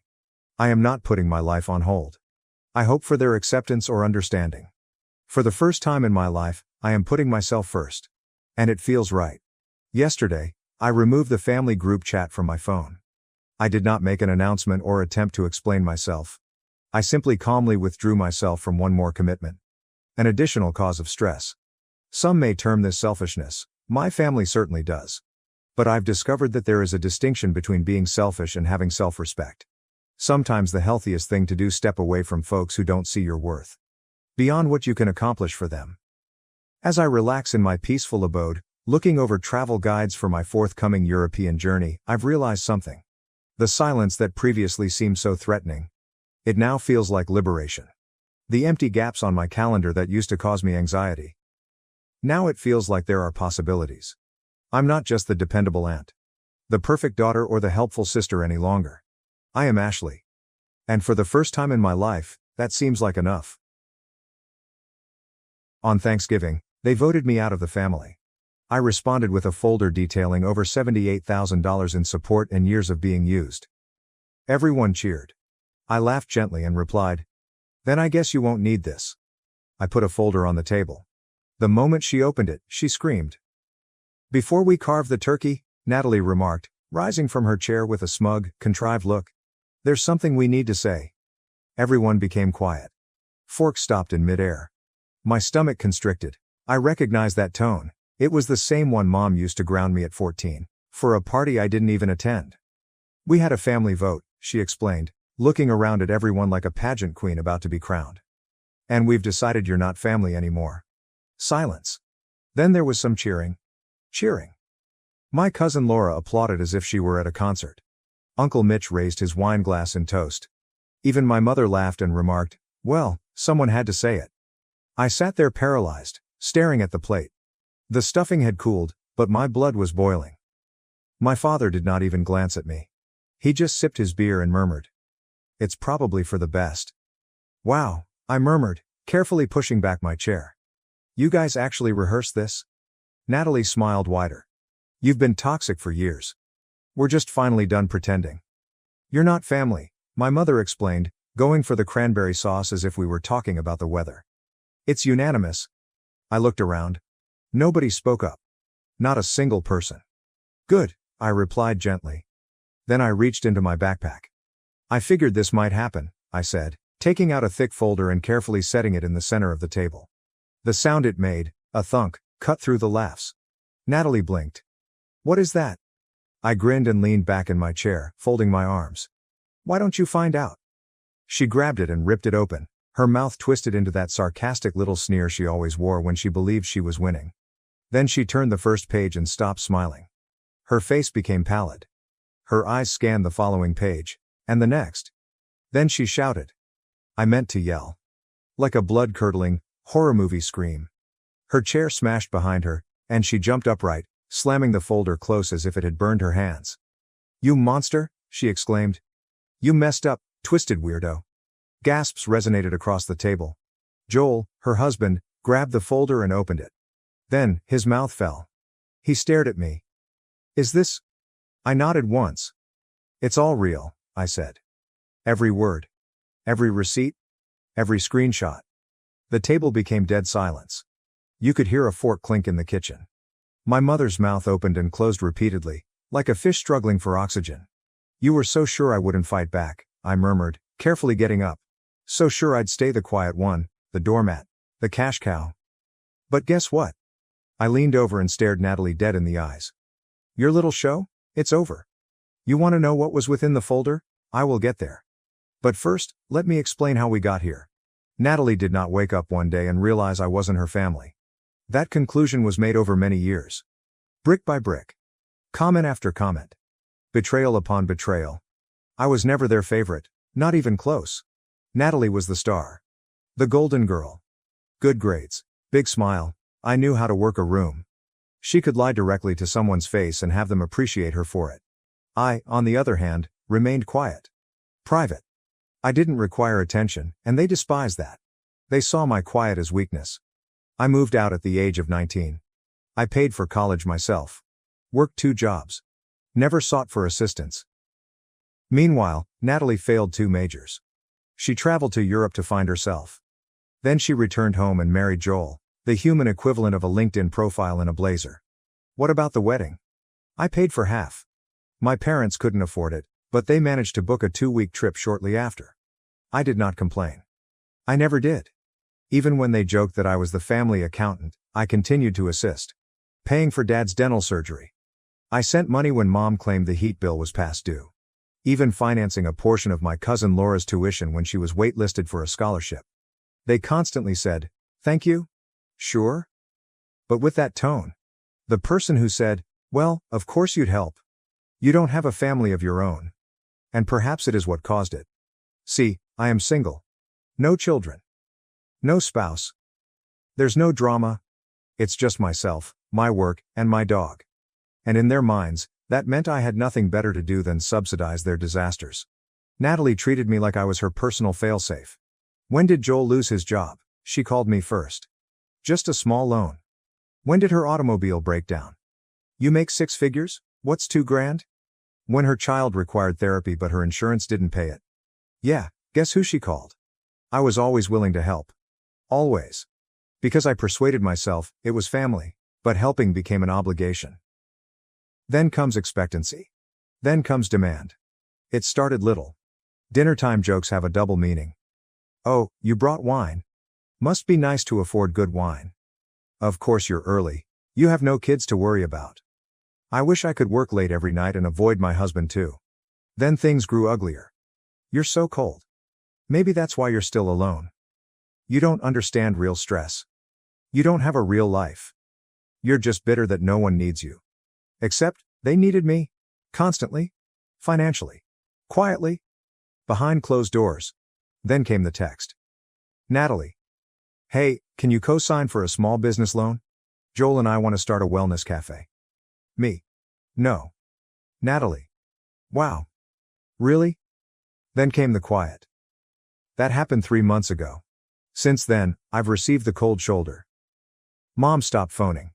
Dad sent one-word responses. Nobody invited me to the last family meal. Natalie blocked me on social media after I shared a story about shutting out harmful people. But I didn't sulk. Instead, I began retrieving receipts. Literal receipts. See, I keep records. Bank transfers. Emails. Screenshots. Dates. I am not stupid, and in the last 5 years alone, I've sent almost $78,000 to various family members. $78,000? $8,000 for Joel's rehabilitation. Natalie's emergency dental work cost $2,300 and turned out to be elective veneers. $1,500 for my father's back surgery. $12,000 for my mother's credit card debt. $6,000 for Laura's college move-in expenses. $4,500 for a family emergency that turned out to be a trip to Cabo, and not just once. None of them offered to pay me back. They just took. And when I stopped providing, they assumed I was the problem. So, I created the folder. All transfer confirmations are included. Every email and SMS demanding funds. Natalie accused me of being deceptive in front of her friend after I declined the loan. A chronology of every large payment I've made over the previous 5 years. And, to top it all off, copies of their mocking Facebook and Instagram posts about me. I have screenshots of Natalie calling me a cash cow with no spine, in a private comment thread that she was unaware I had access to. So, yes. That is what she noticed when she opened the folder. That is what made her scream. Natalie was not only exposed, she was dismantled. Fact by fact. Line by line. Page by page. Meanwhile, the rest of the family discovered what they had done. My mother looked like she was about to faint. Joel? He gazed at the line that read, 4,200 to cover Natalie's credit card used at a hotel in Santa Monica with someone named Alyssa. And merely said, "What is this?" I didn't respond. I did not have to. Because for the first time, I was not protecting myself. I was simply showing them the truth. "You kept records?" my mother finally asked, her voice trembling. "Of everything?" I turned to her, calm as always. "You never remembered. So someone had to?" Natalie was still standing. Still pale. She clenched her hands at her sides. Her gaze darted to Joel. To me. "Go to the folder. This is a violation," she said. "You had no right to—" "No, right?" I replied, carefully rising up. "You just stood in front of this whole family and declared me not family. You all clapped. And now you're upset that I came prepared." Joel turned another page in the folder. "What's this about Santa Monica?" he questioned, his voice tense. Natalie's head snapped toward him. "Don't start." "Who's Alyssa?" he inquired. "Why were you at a hotel for 3 nights on my credit card?" Her silence was louder than any response. "Wait," my mom interrupted, bringing her palms up. "Can we all just calm down and be reasonable?" "Sure," I replied. "Let's be reasonable. Let's talk about the time you called me a parasite, while cashing the check I sent you." She blinked. "That's not fair. We were under stress." "No," I snapped. "You were stressed, and I always bailed you out. And when I say no, I suddenly become the enemy?" My father, who had been silent until now spoke up. "You're making this into something bigger than it is." I turned to face him, and my voice lowered. "You've let them do this to me for years. You knew. You saw it. You've heard it. And you let it happen because it was easier than confronting them." He did not refute it.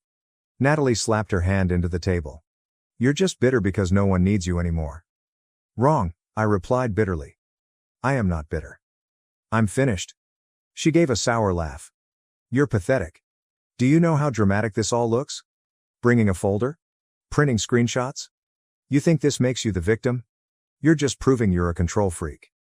"And you're just proving," I said, "that you only cared about me when I was paying your bills." "You don't get to play the martyr," she yelled. "You chose to help. You didn't have to. And yet somehow," I murmured, going forward, "you expected it every single time. Until it was no longer helpful, but rather an obligation. And when I stopped, you voted me out." My voice cracked, not from grief, but from wrath. "You did not want a brother? You wanted a wallet with legs." Joel stood up, holding the packet. "Is this true?" he inquired, glancing at Natalie. "All of this?" Natalie glanced at him, and for the first time, she didn't respond. There are no phony tears. No deflection. There's just silence. "You lied to me," he stated. "About the hotel, the money, and him? You made it sound like he was insane." "I had to," she exclaimed. "He was turning everyone against me." "I wasn't," I said. "You did that all by yourself." The room became quiet again. Then my mother leaned forward and tried again. Her voice softened. "Honey, we may have overreacted, but it's still family, and families quarrel. Let's put this behind us." I shut her off. "You're not hearing me." She blinked. "What?" "I am not seeking for peace. I am not asking for forgiveness. I am telling you, I'm finished." Natalie scoffed. "Oh, stop pretending like this is some big moment. You've said that before." I looked her dead in the eye. "Not like this." I reached into my coat pocket and took out another envelope. "What now?" my father inquired, obviously fatigued. I tossed it on the table. Joel snatched it before it slid away. He opened it, read the first line. His eyes expanded. "What is this?" he murmured. I responded for him. Power of attorney documents for mom were revoked. Medical proxy, revoked. Emergency contact information has been removed. I've already signed the paperwork. I am no longer legally or emotionally liable for any of you. My mother gave a gasp. "You're cutting ties? Completely?" "Completely," I replied. "Starting now." "You're being selfish," she replied, tears welling up in her eyes. "We made mistakes, but we're still your family." I turned to face her, and my voice fell again, calm, final. "Number you're not." I grabbed my coat, took one more look at them before walking out the door. Leaving them in the midst of Thanksgiving dinner. Stunned and speechless. Surrounded with cold food and unpleasant truths. I walked out. And I did not look back. Not because it wasn't painful, it did. But when I closed the door behind me, stepped off their porch, and entered the cold night air, I felt something move within of me. For the first time in years, I could breathe. I didn't drive directly home. I pulled off the road near a lake I used to frequent as a child, where Dad used to go me fishing. I sat there, silent, looking out at the quiet water, and I experienced something I hadn't felt in a long time. There's nothing grabbing my attention. There is no guilt. There is no pressure. No one is waiting for a check, or a ride, or a favor. Only quietness. The next morning was silent. The following day, nothing happened. But on the third day the texts began. First, my mother. A missed call. Then another. Then a voicemail. You really mean it? We were angry, but we're still your family. I did not respond. Natalie then sent text messages. You don't even realize what you've done. Joel's filing for divorce. Are you happy? Something is really wrong with you. Then my father. You went too far. We all said things we regret, but what you did was nuclear. Your mother is a wreck. Come fix this. I did not respond to any of them. And honestly, I expected to feel guilty. I imagined myself tossing and turning at night, wondering if I had gone too far. But instead, I slept better than I have in years. There was no more second-guessing each text. Stop waiting for the other shoe to drop. No more late-night Venmo solicitations or guilt trips posing as emergencies. For the first time in decades, I could hear myself thinking. I began waking up early, going on runs, making coffee slowly. I made appointments that I had put off for years. Dentist, doctor, even a psychotherapist. Not because I was broken, but I was now free to care for myself. I rewrote my emergency contacts. I removed my parents. I changed my passwords. Froze all joint accounts they had access to. I blocked Natalie on all platforms. It wasn't about vengeance anymore. It was about coming to a close. A week after Thanksgiving, I received a text from Laura, my cousin who clapped when they voted me out. I didn't know you paid for my tuition. I'm sorry. I followed the crowd. You were always the one who actually helped. I didn't respond. But I reread it twice. Then another surprise. A message from Joel.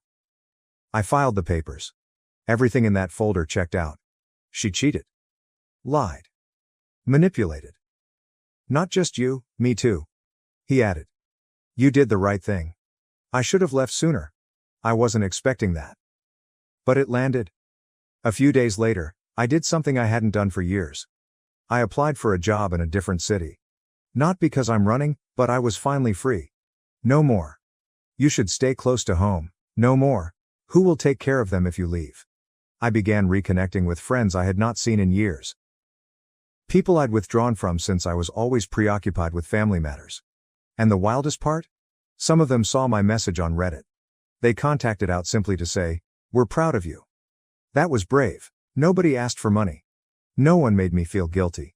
Nobody tried to spin it. Simply support. Simple, honest, clean. Somebody asked me, "Don't you regret it?" I thought for a second. Vince said, "I only regret not doing it sooner." I assumed that was it. And in a way, it was. But with individuals like them, nothing ever goes well. Especially as kids begin to feel the effects of your absence. The first several weeks following Thanksgiving were peaceful. Beautifully and frighteningly calm. No calls. There is no guilt. Just peace. Until Christmas. On December 22nd, I received a text message from my mother, just a photo. This was their living room. Dressed in stockings. A half-decorated tree. Front and center, a large empty space where they normally stack the presents. It doesn't feel the same without you, the caption read. Ellie constantly wonders why Uncle is not coming this year. I stared at it for quite a while. No apologies, no ownership, just the same manipulative tone. Look at what you've done. Take a look at who you are harming. I didn't respond. Natalie tried phoning on December 23rd. I let it ring out. She then sent a message. I realize I messed up, but you don't have to punish everyone. Please come by for Ellie. She misses you. 2 minutes later. Additionally, Mom and Dad are behind on their mortgage. I understand you don't care anymore, but the bank called today. I assumed you would want to know. There it was. The request. Always wrapped in a cloak of guilt. It was always coated with faux tenderness, but it always concluded with a request. I blocked that number. On December 24th, Dad sent another text. You made your point. We get it. But that is plenty. We need assistance. We are still your blood. That night, I sat alone by the fireplace, drinking a glass of wine. I gazed around my tiny apartment. There was no tree or noise, just me and the solitude that they said would ruin me. And for the first time in my life, I felt grateful for the silence. But it did not end there. In January, I received a call from an unfamiliar phone number. I took it up out of habit. "Is it Daniel?" a man's voice inquired. "Yes." "Who is calling?" "My name is Mark," he said. "I am phoning on behalf of your father. He added that you are the chief executive of the family trust." I froze. I removed the job 2 months ago. I stated that it was finalized by the family attorney. My name is not on anything. The man stopped. "I see. Your father stated that he was unable to contact you directly and requested that I investigate options in that situation." Of course they were. Natalie and my parents had run out of choices. The ATM was closed. The safety net was gone. They were now striving to be inventive. I hung up without saying another thing, but the last straw came in February.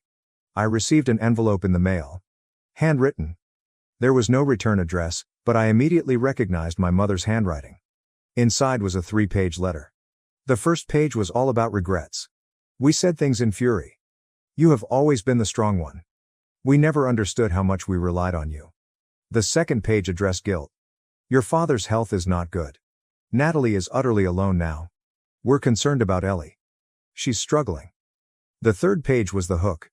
"We are selling the house, but we are underwater on our mortgage. We only need a little aid to get through this.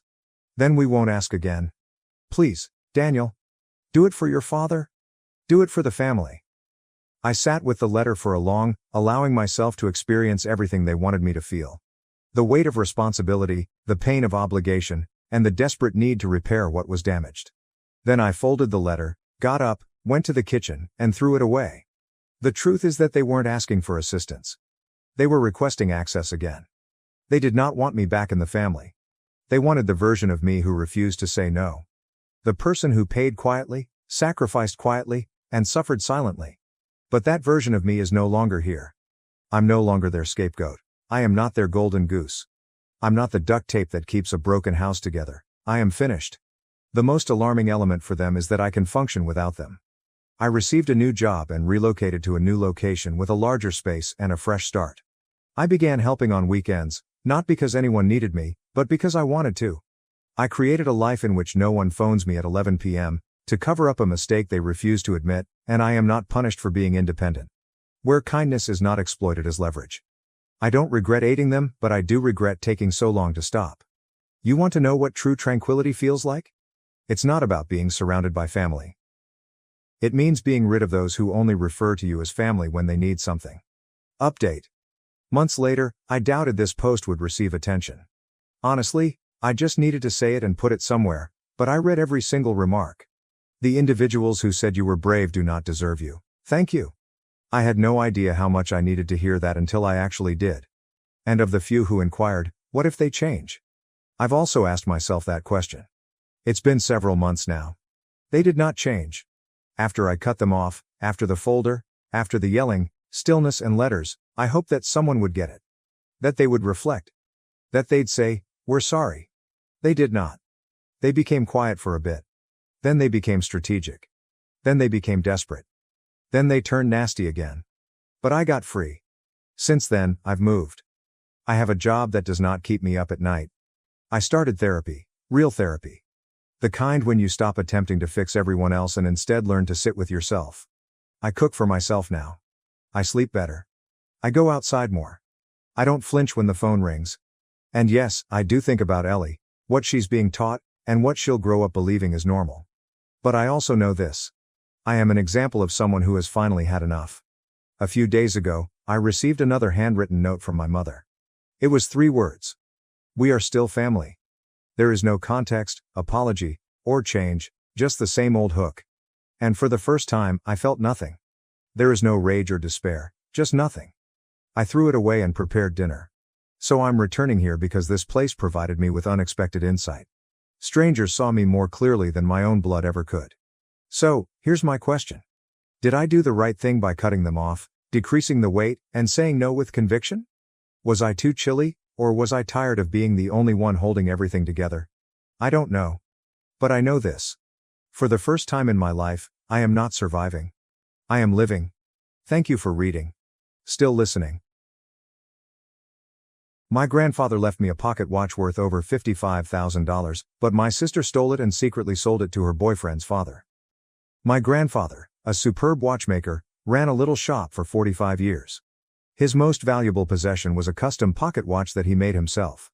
It's gold with intricate engravings and has been featured in several horology journals. The watch features a distinctive double-case design with our family crest engraved on the inner case, and the mechanism inside contains significant breakthroughs made by my grandfather over his career. My grandpa always said that the watch would belong to the first grandson who pursued a career in engineering, because he considered engineering as the modern evolution of his art. I studied mechanical engineering, worked hard in college, and even took watch repair lessons in his memory. In my final year of university, I prepared a thesis on the evolution of watchmaking processes, using my grandfather's techniques as a case study. He attended my graduation and told everyone at the celebration lunch that I would carry on his legacy. When my grandfather died 5 years ago, my entire family decided that the watch would be passed down to me in accordance with his wishes. The trouble arose when my sister withdrew the watch from our grandfather's possessions before they could be properly divided. She offered to help clean up his house as I was preparing for the memorial event.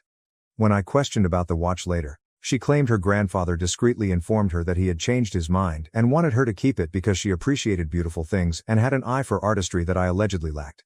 This made no sense considering what he had said over the years, but I didn't want to stir up unnecessary controversy during this terrible time. Last month, I learned that my sister had sold the watch to her boyfriend's father, an antique watch collector. She did not tell anyone in her family. I recently found out since the boyfriend's father posted his excellent acquisition on a watch collector's website that I frequent. He described getting it from his future daughter-in-law and shared pictures of my grandfather's watch. He provided technical details about the movement that confirmed it was built by my grandfather. When I challenged my sister, she shrugged and said it was just dust in my drawer, but at least someone is using it now. I explained to her that the watch was intended to stay in our family and represent our grandfather's legacy. She continued, "Well, it is done now. Perhaps you should have spoken up sooner." I called the buyer and explained the problem, but he refused to return it, claiming he paid a fair price and the transaction was legitimate. He pushed me to work things out with my family and not involve him in our disagreements. I then attempted to barter with my sister about splitting the money she received, but she said she needed it all for a down payment on an apartment with her boyfriend. When I asked her about the watch's familial significance, she sneered and replied, "Oh please, it's just a thing. Grandfather is gone and doesn't care what happens to his stuff anymore."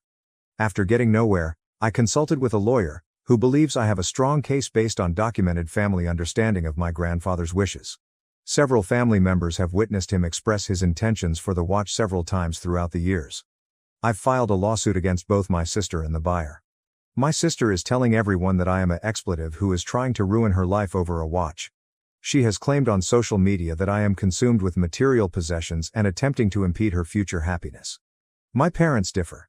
My father believes I am correct in fighting for my inheritance, whilst my mother says I should give it up to protect family harmony. She keeps saying that your grandfather would not want to see his family split up like this. Several relatives, including my aunt, have messaged to say they remember grandfather's wish vividly and will testify if necessary. Aida for going to court rather than admitting it's gone? Additional information for those who are wondering why I did not push harder at first. I was dealing with my own sadness and did not want to add to the family's stress. I honestly believed my sister would treat the watch with respect, even if she had convinced herself it was hers. Knowing she sold it makes it feel like she sacrificed a piece of our family history and grandfather's heritage for quick cash. The watch has more than just monetary value. It represents the completion of my grandfather's effort and was meant to be passed down through generations. My grandfather spent 3 years designing and building that watch, often working late into the night to perfect each component. He viewed it as his finest. Update 1st February 2025. Thank you to everyone who responded to my initial article. The situation has altered unexpectedly, so I wanted to provide an update. After filing the complaint, I discovered further details regarding what happened. My sister didn't just take the watch off. She convinced our uncle, who was helping to sift grandfather's belongings, that grandfather had changed his mind. Uncle Mark confirmed this when I approached him about perhaps testifying. He apologized profusely, adding that my sister had informed him that Papa had approached her during his final hospital stay and expressed concern that I would not appreciate the watch's beauty and would be more interested in the mechanical aspects. She apparently informed Uncle Mark that grandfather was anxious that I might disassemble the watch to investigate its mechanism or store it rather than properly displaying and enjoying it. Uncle Mark, who understands very nothing about watches, thought this convincing enough to overturn years of hearing his grandfather's genuine preferences. This interaction supposedly happened when I was getting coffee in the hospital cafeteria. Nobody else saw it. Uncle Mark handed over the watch without more questioning since he wanted to respect his grandfather's final wishes. When I asked him why he never addressed me, he explained that he didn't want to hurt my feelings and assumed my sister would keep an eye on the family. I got statements from 3 more family members who confirmed their grandfather's initial desire for the watch to go to his grandson, who studied engineering. My cousin, who visited Papa frequently in his final months, confirmed that he mentioned the watch to me 2 weeks before his death. He even remembers his grandfather giving him a small journal in which he documented the evolution of the watch, explaining that he was keeping it for me to study when he died. After searching over his belongings, my sister noticed that the journal was missing. The litigation is moving forward, but it is costing more than I expected. I've already paid $3,800 in legal expenses, and my lawyer estimates the total would be $112,000 if this goes to trial.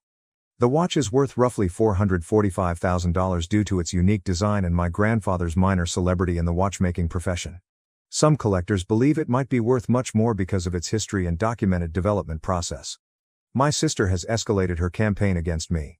She posted photos of the watch to social media with the caption, "Remember that family heirloom my brother is suing over? It looks much better on its new owner than collecting dust in some engineer's drawer." Her lover explained, "Some people can't stand seeing others happy." One of her friends said that I was jealous of her relationship and intended to damage her future. I've blocked most of these people to avoid reading hateful comments, but mutual family members continue to send me screenshots. When confronted at a family breakfast last week, my sister stormed off, alleging that I've always been jealous of her relationship and am seeking to wreck her down payment plans for spite. She said I didn't care about the watch until I found out she had sold it, which is completely incorrect. I asked about it several times after Granddad died. Our mother followed her out, and Dad and I lingered in awkward silence for 20 minutes before he suggested we go get dessert. Later that evening, my father told me that he agrees with my viewpoint but wishes there was a way to resolve this without going to court. He added that my sister has been struggling financially for the past year after losing her work during a corporate downsizing, but she has been too proud to inform the family. This does not justify her decision to sell the watch, but it does provide some background for her financial difficulties. My first court date is scheduled on March 17th. I'll update again after that. Despite the cost and family conflict, I am determined to reclaim my grandfather's legacy. If the watch cannot be returned, I would like to receive recognition that it was illegally removed and sold, as well as some form of reparation that reflects its true monetary and personal value. For those who are wondering why I am wasting money on legal expenses, the answer is that it is not about money. The watch represents my bond with my grandfather and the traditions he wanted to foster in our family. If I back out now, I risk believing that family preferences are worthless when someone decides to take advantage for personal benefit.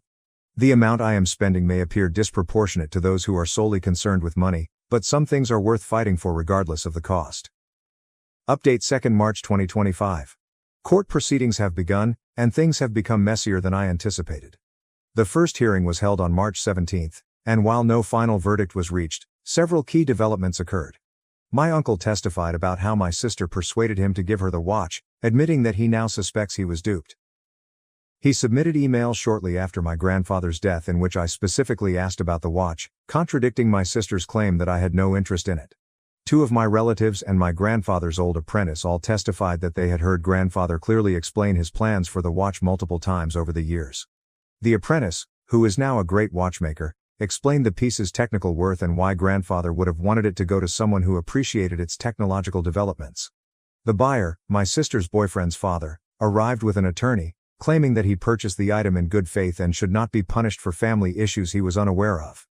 His lawyer displayed screenshots of text messages between my sister and the buyer negotiating the sale, which revealed something quite unpleasant. My sister told him about the watch's family history and my grandfather's wishes for me, but she stated I didn't want it anymore because I had switched to digital watches. This is completely incorrect. I only wear mechanical watches out of respect for my grandfather's craft, including one he repaired while I was in college. The buyer's attorney said that even if my sister obtained the watch unlawfully, his client was an innocent third party with no reason to challenge her right to sell it. My lawyer said that the texts show he was aware of the potential complications with the sale yet went forward nevertheless. The judge became concerned about this point and requested additional evidence regarding what the buyer knew and when. My sister's testimony was full of inconsistencies. She claimed her grandfather changed his mind on his deathbed, but later revealed that he had expressed qualms about me acquiring the watch for years. When questioned for specific examples or witnesses to these conversations, she was unable to provide any except private conversations. When asked about the journal chronicling the watch's creation, she became defensive, first denying knowledge of it, then claiming it was lost during house cleaning, and finally admitting she may have misplaced it when going through her grandfather's belongings. The most shocking moment came when the financial details were revealed.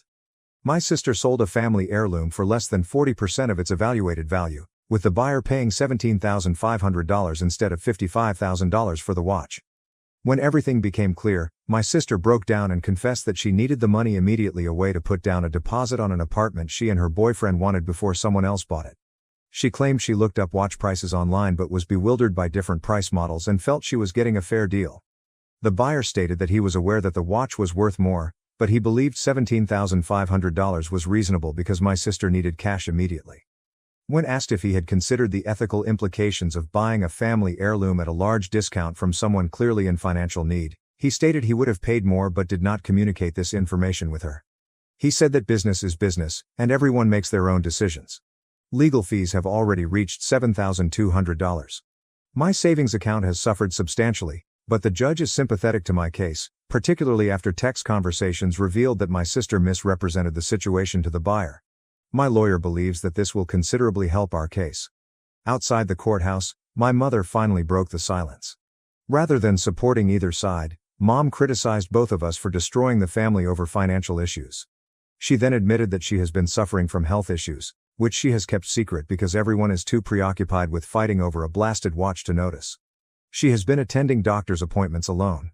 This stunning news startled everyone, and my father immediately left with her without speaking to either me or my sister. I attempted to phone both parents later that evening, but received no response. My cousin later told me that Mom had been experiencing troubling symptoms for months before being tested, indicating abnormalities that necessitated further evaluation. She is scheduled for more treatments next week.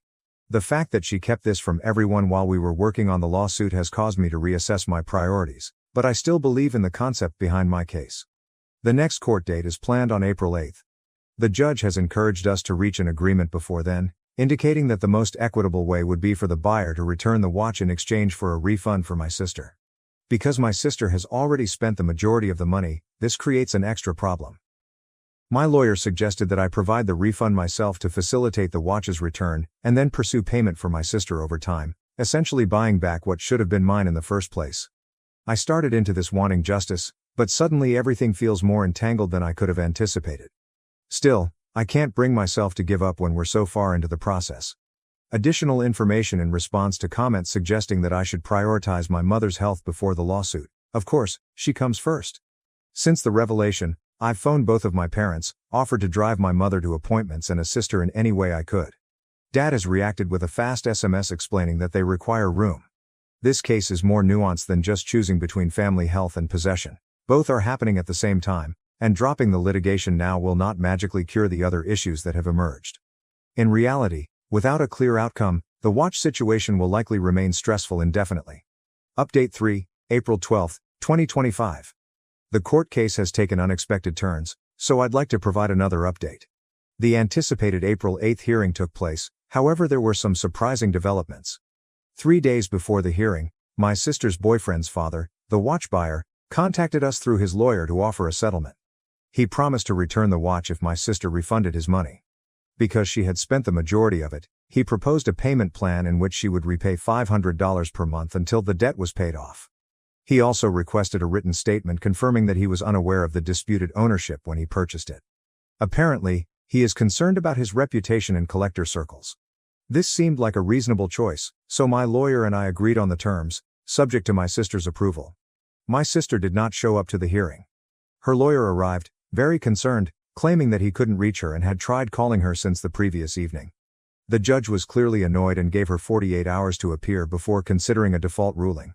Her lawyer admitted off the record that he had not received full compensation for his efforts and was unwilling to continue protecting her rights without communication.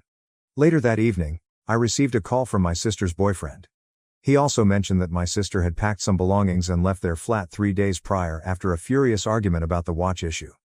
Apparently, he persuaded her to accept the settlement offer, sparking a heated dispute over loyalty and support. He hadn't heard from her since, except for a text saying she needed time to think things through. He sounded genuinely concerned and even apologized for his father's role in the matter, admitting that he had first advocated the acquisition because it appeared to be a good business opportunity. My parents were engaged at this time, filing a missing person report after discovering that no one she knew had seen her in 2 days. My sister's location became more important than the litigation. Dad dispatched family members to explore the locations she visited, while Mom remained at home in case she called. The stress of the incident had clearly impacted Mom's health, as I noticed her hands shaking when I stopped by to check on them yesterday morning. My aunt called to let me know my sister had arrived at her home in a neighboring state. She had allegedly stayed at a motel to clear her head. According to my aunt, my sister cried for the duration of the first day and revealed that she was torn between two terrible choices. My aunt persuaded her to call our parents, who drove 4 hours to bring her home. They returned late last night, and Dad texted that they should all relax before discussing anything else. Today, my sister finally contacted me directly. The conversation was not what I had anticipated. She acknowledged lying about her grandfather changing his mind and selling the watch because she and her boyfriend were experiencing financial difficulties as a result of poor Bitcoin investment decisions. They had lost approximately $30,000 due to a hoax, and they were too humiliated to notify anyone. She stated that she would accept the settlement offer and work additional shifts at her job to make the payments. What stood out to me the most was her justification for running away. She stated she couldn't face everyone once her lies were exposed in court, and she felt torn between her boyfriend's desire to pursue the lawsuit and her developing belief that she had made a terrible mistake. She also admitted that seeing her mother's health deteriorate as a result of the family quarrel made her feel tremendously guilty. She spent those days pondering whether to leave town permanently or try to apologize. I told her that I was relieved she was safe and that, while I was still upset by her behavior, I was eager to find a solution.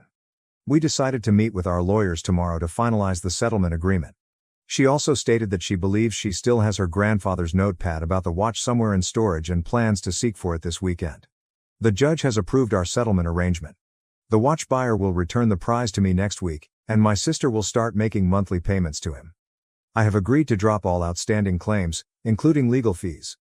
While this means I'll have to cover the significant costs myself, the end of the legal battle is worthwhile at this moment. My mother has non-cancerous yet concerning growths that need to be checked. Dad advised me that her health problem is not necessarily life-threatening, but it does require care. The stress of familial discord has surely harmed her health. I apologized to both of them for not being more aware of what was going on and offered to assist with her care in the future. For those wondering if I feel victorious, this does not feel like a win. Getting the watch back is vital to me, but the cost has gone far beyond merely legal fees. I'm learning that my sister's activities sprang from a place of financial desperation that she was too embarrassed to admit, and although this does not excuse her actions, it does help me understand them better. We've all made mistakes along the way, and now we must decide whether family relationships are worth restoring. I believe they are. Update April 30th, 2025. It's been more than a month since my last update, and I wanted to explain how things have altered since the settlement. The watch was returned to me, as agreed. The handover took place at my lawyer's office, with both my sister and the buyer there.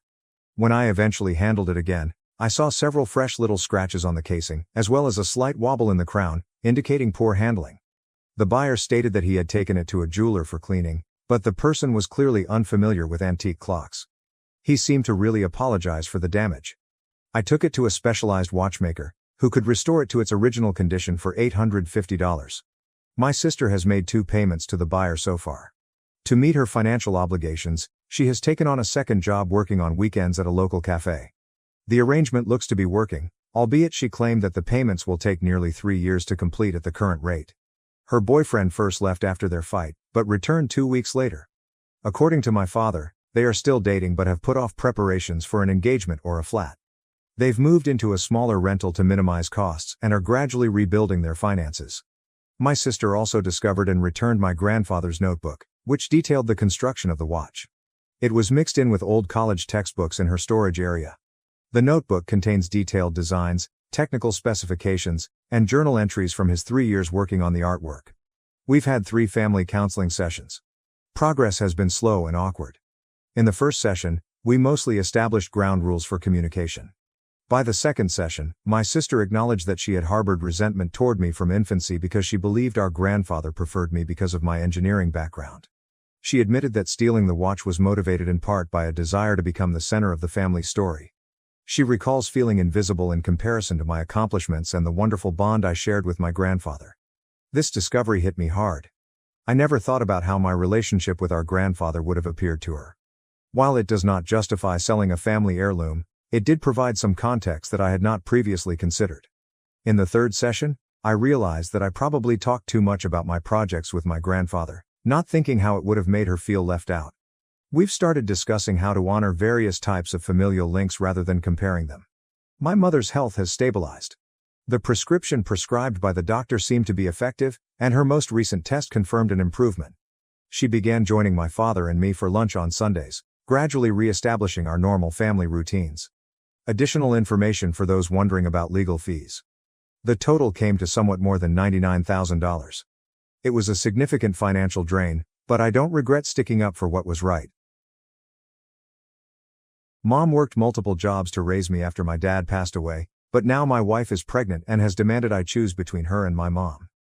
A little background: my mother and father were both orphans. My father died 2 weeks before I was born. My mother didn't have a support system, so it was just the two of us. I never needed anything since my mother worked her entire life to provide me with the life I have now, and she didn't even have time to start over. She completed every small task imaginable to ensure that we didn't miss anything. She went hungry in order to provide for me. I had extremely nice clothes, but she had none. I observed her make sacrifices over and again, always with a smile. To be honest, I've always assumed she was an angel disguised as a human. She only yelled at me once, when I was 16 and observed her getting sick while working. I wanted to assist her in obtaining work, but she became enraged and told me that it was not my responsibility to care for her and that it was up to her to care for me. She wanted me to achieve exceptionally good scores so I could get into the best universities. It's the only way I'll be able to protect myself after she's gone. Even at university, she did not want me to work. I had to concentrate on my schoolwork, but Mother wanted me to volunteer so that I could be an adult with hands-on experience. I met my wife there while we were helping. My wife is a nice person, but she was never close to her parents or siblings, and she has admired my mother since she met her. We used to joke that she loved my mother more than she liked me. Deep down, I believe she was hoping for a link between mother and daughter that she did not have with her mother. When I finished my studies, I obtained a job, and we moved in together, but she was uncomfortable with my calling my mother every day. Remember, there were 10 to 15-minute calls, and she ultimately stopped bringing them on. 2 years later, I purchased a home for my mother, as we had never owned one. We moved from apartment to apartment, so it was the smallest sacrifice Mom made for me, and it was non-negotiable. That's where the problem began, first with my wife, then with my girlfriend. She wanted me to think about us first. I told her that my dream had always been to buy my mother a house since I was a child, and that it was what I had to do, but she protested to my mother. My mother had no idea I had bought her a property as a surprise for her birthday. She was uneasy about getting the house because of my wife, but she told me it wasn't necessary because we could use it for ourselves after we married. I was infuriated. I told my mother that the house was hers, that she could do whatever she wanted with it, but that she needed to prioritize herself first. Our love endured, we married and eventually had our own home. Our lives were going well until 2 months ago, when my mother became ill. I wanted her to move in with us so I could care for her, but my wife refused. I then decided to rent an apartment immediately next to our house with my own money so that I could be close to her and go there to care for her, but my wife was not pleased with that idea either. My wife and I don't have any children yet, we both work. I usually go home at 6 p.m., but because my mother is ailing, I go to see her and return about 8 p.m. On weekends, I see her for 1 or 2 hours and spend the rest of my time with my wife. We go on dates. I always join her in her activities, even if she never goes to mine. She told me 2 days ago that she had given it some thought and believes I place too much value on my mother. She informed me that I had to choose between my mother and the life I hope to make with her. The fact is that I never made her feel this way. We both work, but I am the one who cooks and pays someone to do the housekeeping. I make sure to do the dishes she enjoys. She had no idea what I like to eat because I never complained. I run her baths, give her massages and flowers, and I write her poetry, which I hide somewhere in the home for her to discover. We take a trip 1 weekend per month. I earn a lot more money than her. I told her to keep her money for myself, and I will take care of all the expenses, including hers. I constantly make an effort to listen to her and consider her point of view, and I believe I am easygoing because I can adjust my thinking to fit hers, but I understand she wants to completely dominate me, and the only subject on which I do not give her a choice is my relationship with my mother. So I'm going to have a conversation with her and set some firm boundaries. If she doesn't want to, we'll divorce. Update 1. Hello everyone, I keep receiving mails requesting for an update. I wanted to do it sooner but didn't have enough time to complete it properly. First and foremost, I'd like to thank everyone who left comments and DMs on my recent article. I tried to respond to everyone but couldn't. Nevertheless, I did read you all. Before addressing my wife, I had time to contemplate, and I decided that no one in my life should ever dictate the relationship I should have with my mother or the amount of time I should devote to her. So I decided to respond to the ultimatum, but first I wanted to know if there was another reason why she handed me the ultimatum. She said, "Nope." I asked her if, aside from what she blamed me for, there was anything she wanted to tell me but couldn't. She said that there was nothing and asked me to get to the point. So I told her that I wanted a divorce. She remained frozen. I believe she was shocked because she was silent. She just stared at me. I tell her everything that was on my mind, including how our beliefs are too different. My mother was ill, and I was going through one of the most difficult times of my life. We administered numerous tests to her. We still have no idea what she is suffering from. We do not know her family's medical history because she was an orphan. It makes me nervous to think that I could suddenly find myself alone in the world. Yes, I am alone in the world because all I needed in these trying times was her support, but if my own wife believes that I should pay less attention to my mother, who is unwell and needs me more than ever, it is time for us to part ways. She still didn't say anything, so I told her I was going to a hotel for the night and we'd talk about how we were going to separate later. I gathered some of my belongings and fled. When I went to see my mother the next day, she realized something was wrong, but I wasn't going to tell her I was leaving my wife because she couldn't handle our relationship, especially because she was so sick. I didn't want to make things worse for her. I never discuss my marriage troubles with my mother, so she is unaware of our problems. To be honest, she adores my wife too much, and my wife behaves as if she were her own mother, so I was not going to tell her what she was thinking behind her back. My mother ends up telling me that my wife did not come by that day. Yes, my wife, who wanted me to limit my contact with my mother, saw her every day, and I never asked her to do anything for her. She calls my mother Mom. When she was sick, she used to go to my mother, and she would take care of her. It used to bother me because I felt like I couldn't take care of her, but she explained that this wasn't the same. A mother's motives are different. I told myself it was her attempt to form a mother-daughter tie that she had never had, and I understood her. She has previously stated that her mother told her that she was not supposed to be born, that she was an accident, that she nearly aborted her and regrets not doing so. Only a monster could say such to her child, so I never said anything when she demanded my mother's attention. After all, I received enough affection to share with whoever desired my mother. After I went home to school, she became a foster mother for children, something she had always done until 2 years ago. I have always adored each of the children with whom I remain in contact and regard to be my siblings. We all went on vacation for a week every year, the kids, my mother, and my wife. I typically take 2 months of vacation, 6 of which I devote to my wife, but the 2 weeks I devote to my mother and children are too much for my wife. Anyway, I am rambling. So, when my mother told me she hadn't gone to see her that day, I hurried back home, frightened. I discovered her in the toilet, dressed and with red eyes, as if she had been crying all along. Seeing her in that state was awful. I helped her, but this proud woman crumbled in front of me, crying profusely. I'm not sure if it was an hour or 2, but she kept crying, then calmed down and cried again. I just remained silent. She eventually told me that, deep down, she never wanted me to be less involved in my mother's life. She was always jealous of our closeness. She was constantly envious of the attention my mother paid to the other children. She understands that it was not sensible, but she couldn't help but strive to be number one in my mother's heart. It was a competition for her, so when I wanted to care for my mother, she didn't want me to be the one to do it. I was furious, but I didn't say anything. I wondered if she was a psychopath or anything. We're talking about a genuinely ill person, and she's obsessed with her darn competition, even if it meant destroying my connection with my mother and putting us in a position where I wanted to divorce her. She told me she was very jealous of me and would have preferred to be in my position. If she had to pick, she would have chosen to be my mother's child over my wife, even though I was the love of her life and the only man she'd ever known. She also informed me that even if the world breaks apart around me, I will stay stoic, that I live as if I don't need anyone, and that I offer everything to others, but I don't know how to let others reach me, and she was never able to do so. Only my mother could. I didn't know what else to say. I was so caught up with the concept of competitiveness that I didn't immediately understand the extent of her comments, but I listened to her to the conclusion. I put her in bed till she fell asleep, and then I went to sleep in another room. In the morning, she was acting like nothing had occurred.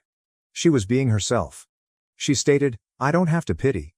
I assured her it was out of love. She remained my wife. She departed for work, and I did the same, but I opted to stay at the hotel for the time being. During that moment, I questioned how I could have made the saying behave so that she would think about it. Deep down, I believe she is correct. It is a protection mechanism I have had since infancy. I've never stayed in one place long enough to establish friends. It was painful every time we had to move from my 5th to my 15th year. I had moved more than 50 times from apartment to apartment, hotel room to hotel room, and I believe I have always lived my relationships in a squat. I never unpacked or settled in because I knew I could be forced out at any time, but I thought I acted differently with my wife, but apparently not. So I reasoned that perhaps we didn't need to go that far. What we needed was therapy rather than divorce. Then, a little more than a week after our conversation, I received a call from the hospital. My wife had been admitted. She reportedly was not feeling well. I went to see her, but she didn't want to see me. I've never seen so much hatred in just 2 eyes. I informed her best friend so she could have system support because she did not want me there. I informed my mother, and she inquired what I had done to my wife to put her in the hospital, and she advised me not to stress a pregnant lady. I asked, "What?" She told me what my wife told her and begged her to keep it a secret so she could tell me when she was ready. I'm not sure what was going through my head. Anger because it was my mother who told me, happiness at being a father for the first time, and complete astonishment at the odd circumstance. I went to tell my wife, but she looked at me angrily and told me she had lost the baby, which was my fault. In an instant, I learned that my wife was pregnant but kept it a secret from me, that I was going to be a father, that we had lost the baby, and that she was accusing me of causing something I had no idea about. She asked me to go, and I did. I always desired children from a young age. My wife preferred to focus on her work. I understood and agreed. I tried to persuade her for years but was unsuccessful. Now that she is pregnant, she doesn't tell me anything. She tells my mother about it, and she claims I caused her miscarriage. She has now stated that she did not tell me anything because she wanted to ensure that I could handle all of the obligations I assigned to myself while also raising a child.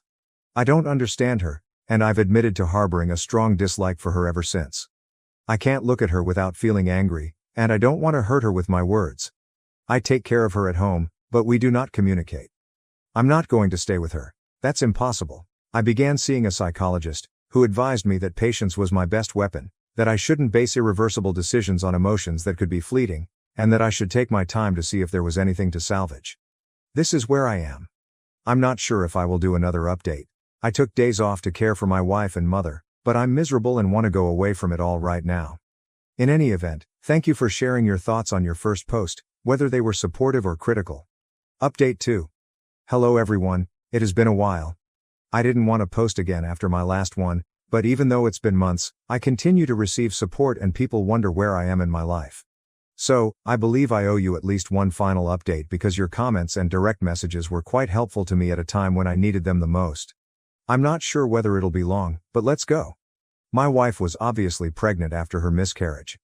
I had to care for her because she couldn't do it alone. After what happened, all I could think of was rage and contempt, but as I previously stated, if something is fragile enough to break, you have no choice but to treat it tenderly. I didn't want her to break. I didn't want to abandon her in the most difficult time of her life, so I fulfilled my job as a husband despite everything. Her mental state deteriorated. She believed she was still pregnant and talked to herself. She became crazy one night, mistaking me for her father and believing that I was going to hurt her. I had to call the emergency room and, after an assessment, a psychiatrist urged me to have her admitted. That is what I did. She spent 6 weeks there. She was diagnosed with borderline personality disorder. Physicians assume she possibly has delusional condition and was severely mistreated as a child, but that's all they could tell me. She did not want to see anyone, particularly her relatives. She proposed that we connect by letters, so every time I went there, I took her letter and dropped mine the next day. It's crazy. I get the sensation that in 2 months, I got to know her better than I had in the previous 10 years, which reminded me of how nice a person she was despite her imperfections. She used to travel to help build schools, wells, and anything else that could benefit those living in poverty. She did more than just offer money. She also lent a hand. She's the type to help a foreigner who doesn't speak the language catch his train, even if it means missing her own. Honestly, she was like a gold mine, full of resources and kindness. Although we had money, we used to like traveling on public transportation to recall when we were poor and to enjoy life simply because having each other was enough. We would go without money and dare one another to see how far we could reach. It was the best moment of our life. We were so close and in love that we thought nothing could separate us. What's changed since then? We attempted to sort it out in our letters to each other, and we talked about a variety of topics. I will not go into depth. She accepts responsibility for her faults, just like I do. She fully accepts responsibility for the repercussions of her conduct. She apologized for how she treated me and acknowledged that the only conceivable outcome is a divorce.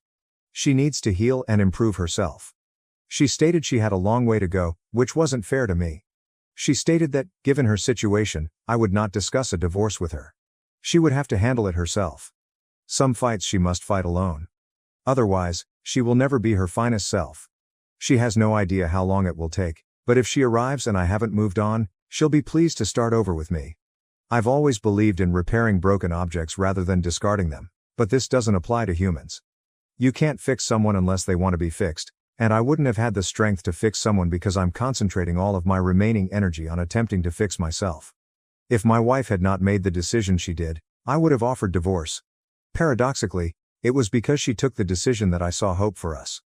I then proposed a separation rather than a divorce, and if we still want to divorce after a year, we will. If we believe we can be in a healthy partnership, we will reconnect, communicate, and attempt to do things differently. She agreed, stating that was her hope. When she got out of the hospital, she didn't want us to meet because she didn't think she'd be able to stick to her resolutions. For my part, I hadn't yet let go of all the unpleasant emotions that had arisen as a result of the circumstances before her illness, so it was ultimately best for both of us. We decided to continue sending letters to one another, which is fine with me for the time being. She could see my mother. She wrote what my mother told her: despite her terrible mistakes, she will always be a mother figure to her. She did not have to strive for her love since she already had it, and that is something that will never change. She asked whether I was comfortable with her getting in touch with my mom. I told her it was up to them. She didn't need my permission. Nevertheless, she wouldn't be seeing my mother very frequently because I had decided to take my mother to one of the top hospitals in the world, which is located in Europe. About me, I've been in Germany for over a month now. We're from France, and I'm learning to delegate tasks after making a resolution in treatment. I needed therapy, and you were the ones who convinced me. I will always be thankful to you. The therapy sessions were so intense and exhausting that I didn't have the energy to do much after leaving my therapist's room, but it improved over time. I'm now working remotely. I return to France once a week to settle things at work and continue with my treatment sessions because I do not want to change therapists. I managed to devote time solely to myself, which is truly beneficial. One of my foster brothers wanted to travel with us to Germany because he too works remotely.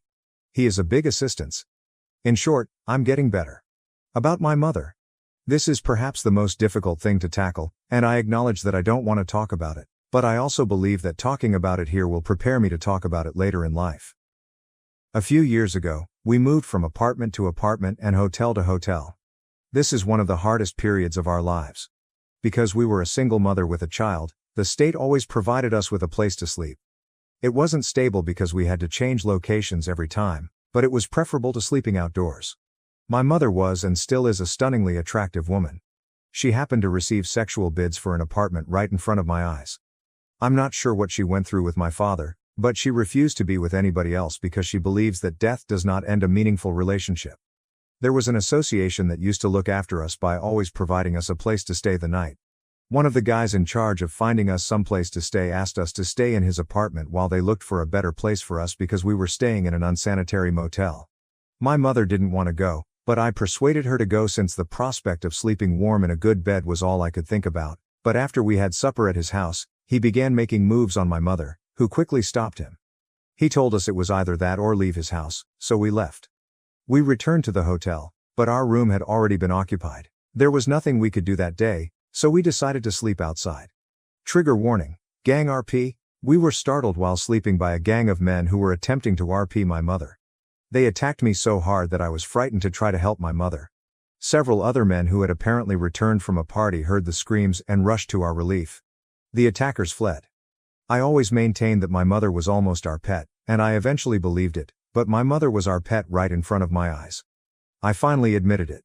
My mother had become our pet before my eyes, and I was powerless to stop it. If we had thrown ourselves into each other's arms and cried together that day, things may have been different, but she stood up, took my arm, and informed me that this spot was not safe and that we needed to look for a safer place. We never spoke about that day again. We continued with our lives as if nothing had happened. Things improved over time. She worked hard to ensure my success. She put all of her life's earnings in my project, and I now owe her the firm I founded. How did she endure the hell she'd been through?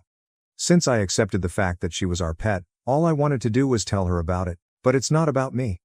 She's the one who went through the hardest. I'd like to talk to her about it, but I'm not sure what good can come of it after so many years. That's all. As of today, her condition is improving, and the future appears better than it did a few months before. So, I believe that is all. This will be my final post.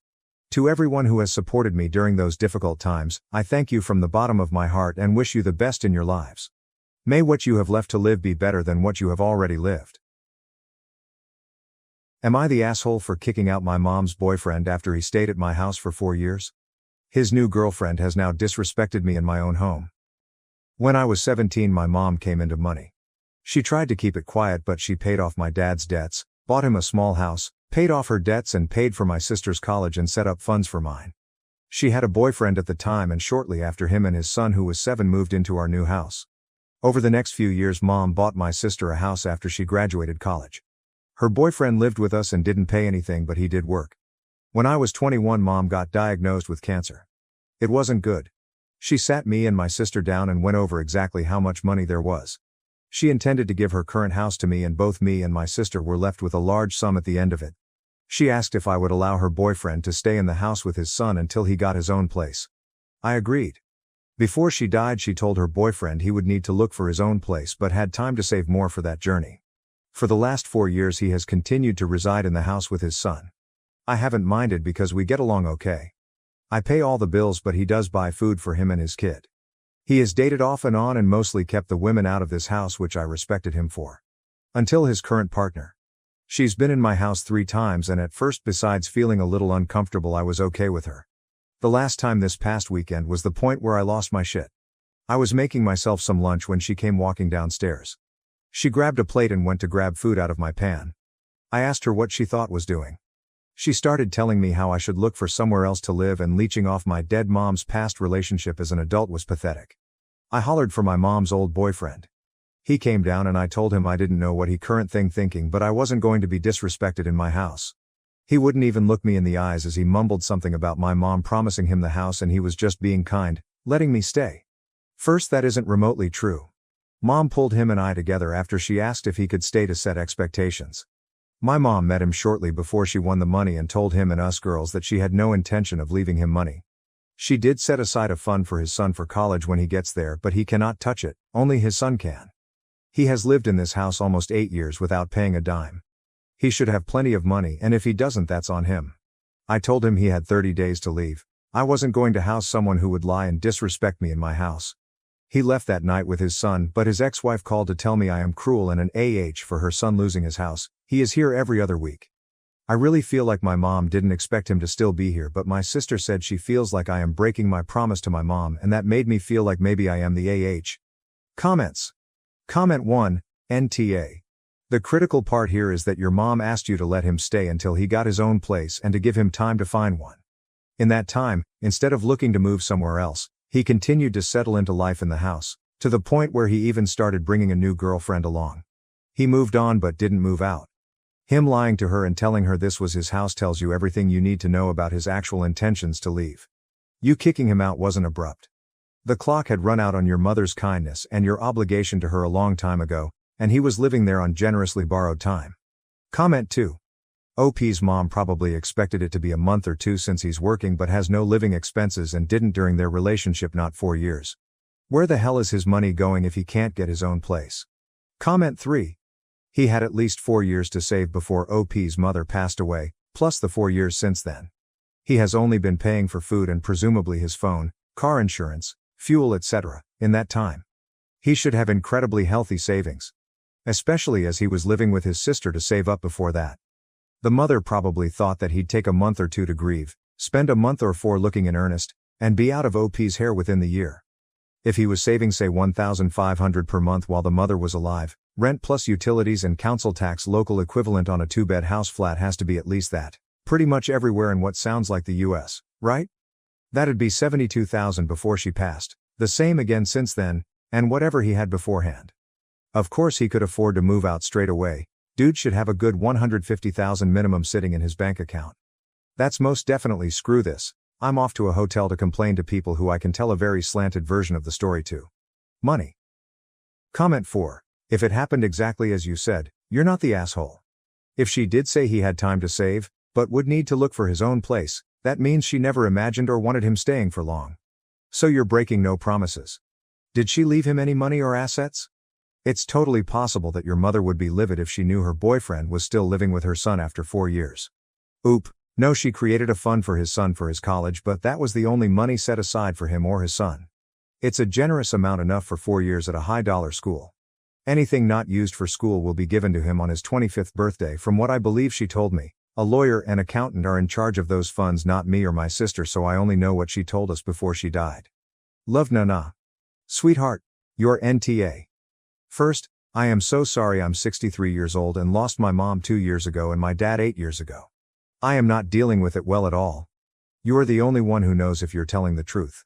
It seems very plausible to me. But, if he was already saving money for a house when he met your mom, then lived 4 years with her and another 4 years with you, that man is just a loser. Is there any way your dad could come stay with you the week he moves out? The first thing you need to do is change all of the locks and get yourself some sort of security system. Please don't feel bad for making him leave. It seems to me that your mom was really smart and planned things out very carefully. Being that he had already lived with her for 4 years, I agree with the commenters who said she was probably thinking a month or 2. Not years. If your sister makes any more comments, then you can tell her she's welcome to let him live with her. Again, so sorry for your loss. Please make sure you're safe and take care of yourself. Oop. Thank you so much. My mom was the sweetest person, and when I was a teenager I felt like I was a nightmare to her. I am thankful I was much better in my late teens and 2021, so she got to see me mature a little before she passed. I wasn't always the best daughter, but she was always the best mom. Loved, Nana. If he has stayed gone, I'm really hoping that you have changed the locks and gotten a security system.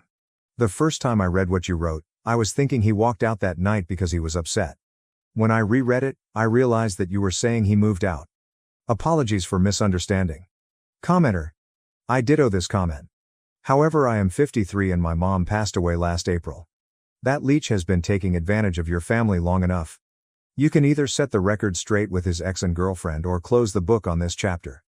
But definitely know that you are NTA and your mom's request has been honored. I know that she is proud of you for being as good as you have been to him and his son. Take care, commenter. How did his girlfriend react when she realized he lied? I would have liked to be a fly on the wall in that conversation. Oop. She sat with her arms crossed when he and I talked, but she didn't say anything else. She left with him. Update, 1 day later. I know the other sub is very subjective on updates, so I figured I would post it here. I do want to take a moment to address some things I saw in the comment. There are trusts set up and neither me nor my sister has full access to the money left us.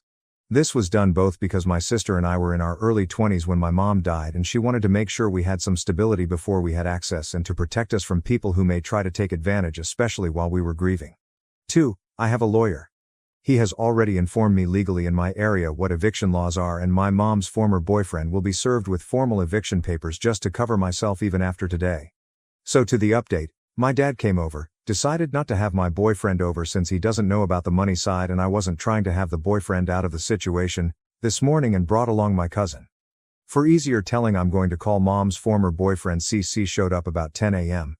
my time and talked to my dad, then asked if he could have a couple of minutes alone with me. Dad nodded, so my cousin and him went into the kitchen and C and I sat in the living room.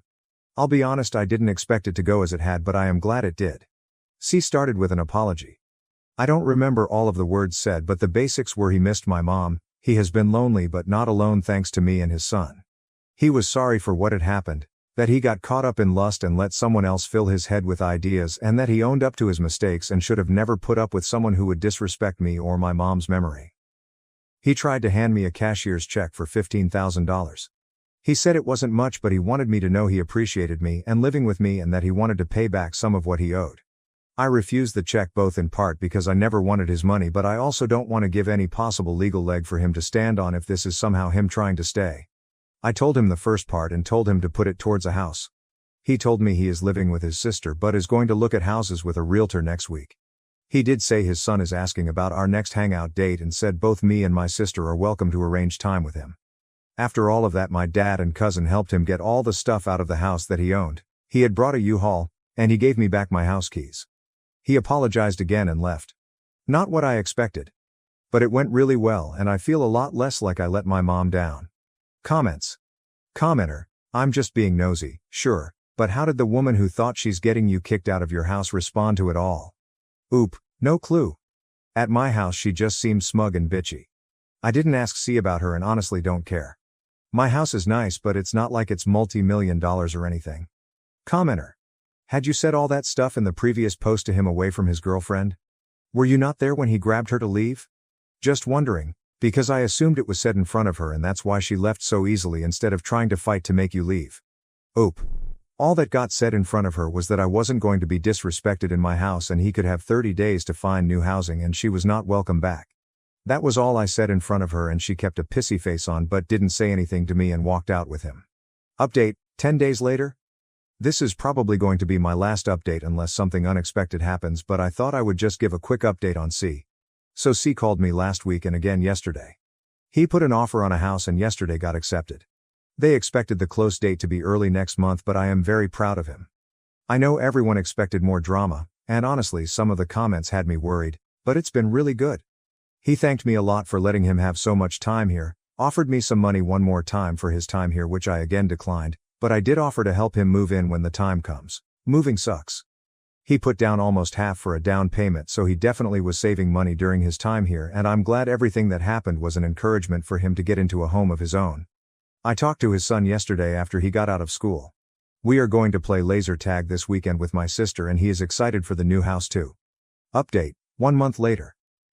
I didn't expect to come back, but I had a surprise this past weekend and I thought I would share some positives. So first off, C got his house. He closed and moved in this past week. He invited me over on Saturday to see the house and told me he had something for me. So some background on my mom. Mom was an amazing, kind woman. She was also heavyset and very self-conscious. Most of the photos I have of her are Snapchat pictures she would send. She hated pictures of herself and she absolutely refused to pose for a camera. I have made many comments since she passed that I worry I won't remember what she looked like since so many photos I have are either old or filtered. So back to present day, C invited me and my sister over and showed us his new place. He thanked us for being amazing people and then he handed us each a photo album. Guys, he had hundreds of photos of my mom printed off for each of us. He told us he hated that she filtered her photos and he has secretly been taking photos of her their whole relationship because he loved the real her. He had snagged photos of us with her at the zoo, photos of her on vacations, photos of her napping, photos of her during hikes. Both me and my sister were bawling looking through these pictures of mom we never knew we needed. He had put some little card notes for dates of each photo and some descriptions on some. He managed to capture her smiling and laughing, things she would never take a picture of because she didn't like her smile. To me, this book is priceless. So that's it. C is amazing and maybe we had one bad moment, but it doesn't define him or I. He loved my mom and that matters. We are all going to get together for my mom's birthday in a few months and just celebrate the woman she was. Comments. Comment 1. That's so wonderful and touching. And I love that your mother was so beloved during her life, and now. And so glad that you updated a great resolution to a moment of poor judgment. Comment 2. These photos are a real treasure. It's amazing how much joy can shine through in candid shots like these. I bet they bring back so many fond memories for you and your sister. It's wonderful that C had the thoughtfulness to capture your mom's true essence, her playful side as well as her tender moments. During a family vacation, my husband's family treated me coldly and isolated me. He justified their behavior as family tradition. I plastered on a smile and said, "Perfect. I have my own way too." The next morning, all hell broke loose. They found out what I'd done. In looking back, the signs were always there. The casual digs, the dismissive glances, the way I was always treated as an afterthought in my own marriage. But I ignored them. I loved my husband, Mark, I kept telling myself that if I just kept trying, if I was patient enough, things would change. They didn't. Instead, I ended up on this family vacation in Hilton Head, South Carolina, supposed to be fun and relaxing, but it turned into something else entirely. Something I'll never forget. We'd just arrived at the resort. Picture perfect, you know? White sand, palm trees, the sound of the waves. I was actually excited. I hoped, maybe naively, that this trip would be different. That my in-laws, Richard and Susan, would finally warm up to me. That we'd sit together, laugh, actually bond as a family. I was wrong. That first night, we went to a nice restaurant. The waiter led us to a long table set for our group. Just as I was about to sit next to Mark, Richard piped up. "Oh, there must be some mistake," he said, shaking his head. "She'll need her own table." I blinked, thinking I'd misheard. "Excuse me?" Susan didn't even look up from her menu. "It's just how we do things." I looked at Mark, waiting for him to say something, to tell them how ridiculous this was. That I was his wife, not some random stranger. Instead, he just sighed and shrugged. "It's just their way," he muttered. Their way. So, I sat at my own table. Alone. I should have walked out right then and there. But I didn't. I told myself it was just a weird tradition, a one-time thing. It wasn't. The next morning, I got up early to go to breakfast with my family. I headed down to the hotel restaurant, expecting to see them waiting. They weren't. I texted Mark. No response. I wandered around for nearly half an hour before finding them already sat at a large table, halfway through their meal, laughing and chatting as if nothing was wrong. As if I didn't exist? I walked up, completely puzzled. "Why didn't you tell me you were coming down?" Richard barely glanced up. "We assumed you'd figure it out." Susan sipped her coffee. "It's just how we do things." I looked at Mark. He was already eating, acting like everything was perfectly normal. That's when it hit me. I wasn't part of their family. I never had been. And Mark. He wasn't on my side. The rest of the trip followed the same depressing pattern. Every meal, I ate alone. Every group activity, they casually forgot to invite me. They went on a private boat cruise, which I learned about from their damn Instagram. They did a formal wine tasting, I only realized when I walked past them in the foyer, all dressed up and heading out the door. I asked Mark about it later. "You could have texted me," I said, trying to keep my voice even. He just groaned again, as if I were the one being difficult. "It's just their way." That was the only answer he ever gave me. By the fourth day, I'd had it. I stopped trying. I stopped asking. They wanted me to be invisible? Fine. But they had no idea what was coming. I had my own way too. That night, while they were out drinking and enjoying their perfect little family vacation, I went back to the hotel room and got to work. I wasn't just sitting at a separate table, I was prepared to remove myself entirely. And they were about to feel it. I pulled up my email, opened the reservation confirmations, and got to work. Because guess what? I had booked everything. The hotel bore my name. The rental car was paid for with my credit card. The dinner reservations were on my account. Susan had been looking forward to her resort spa day for weeks. Oh, yes. I'd booked that too. I canceled everything. One by one. I wiped their precious little vacation off the map. Their rooms? Canceled. Their rental car? Gone. Their fancy dinner at the seaside restaurant? Not happening. I even called the spa to politely advise them that Susan would not be attending. Then, I packed my bags, took the rental car, and left.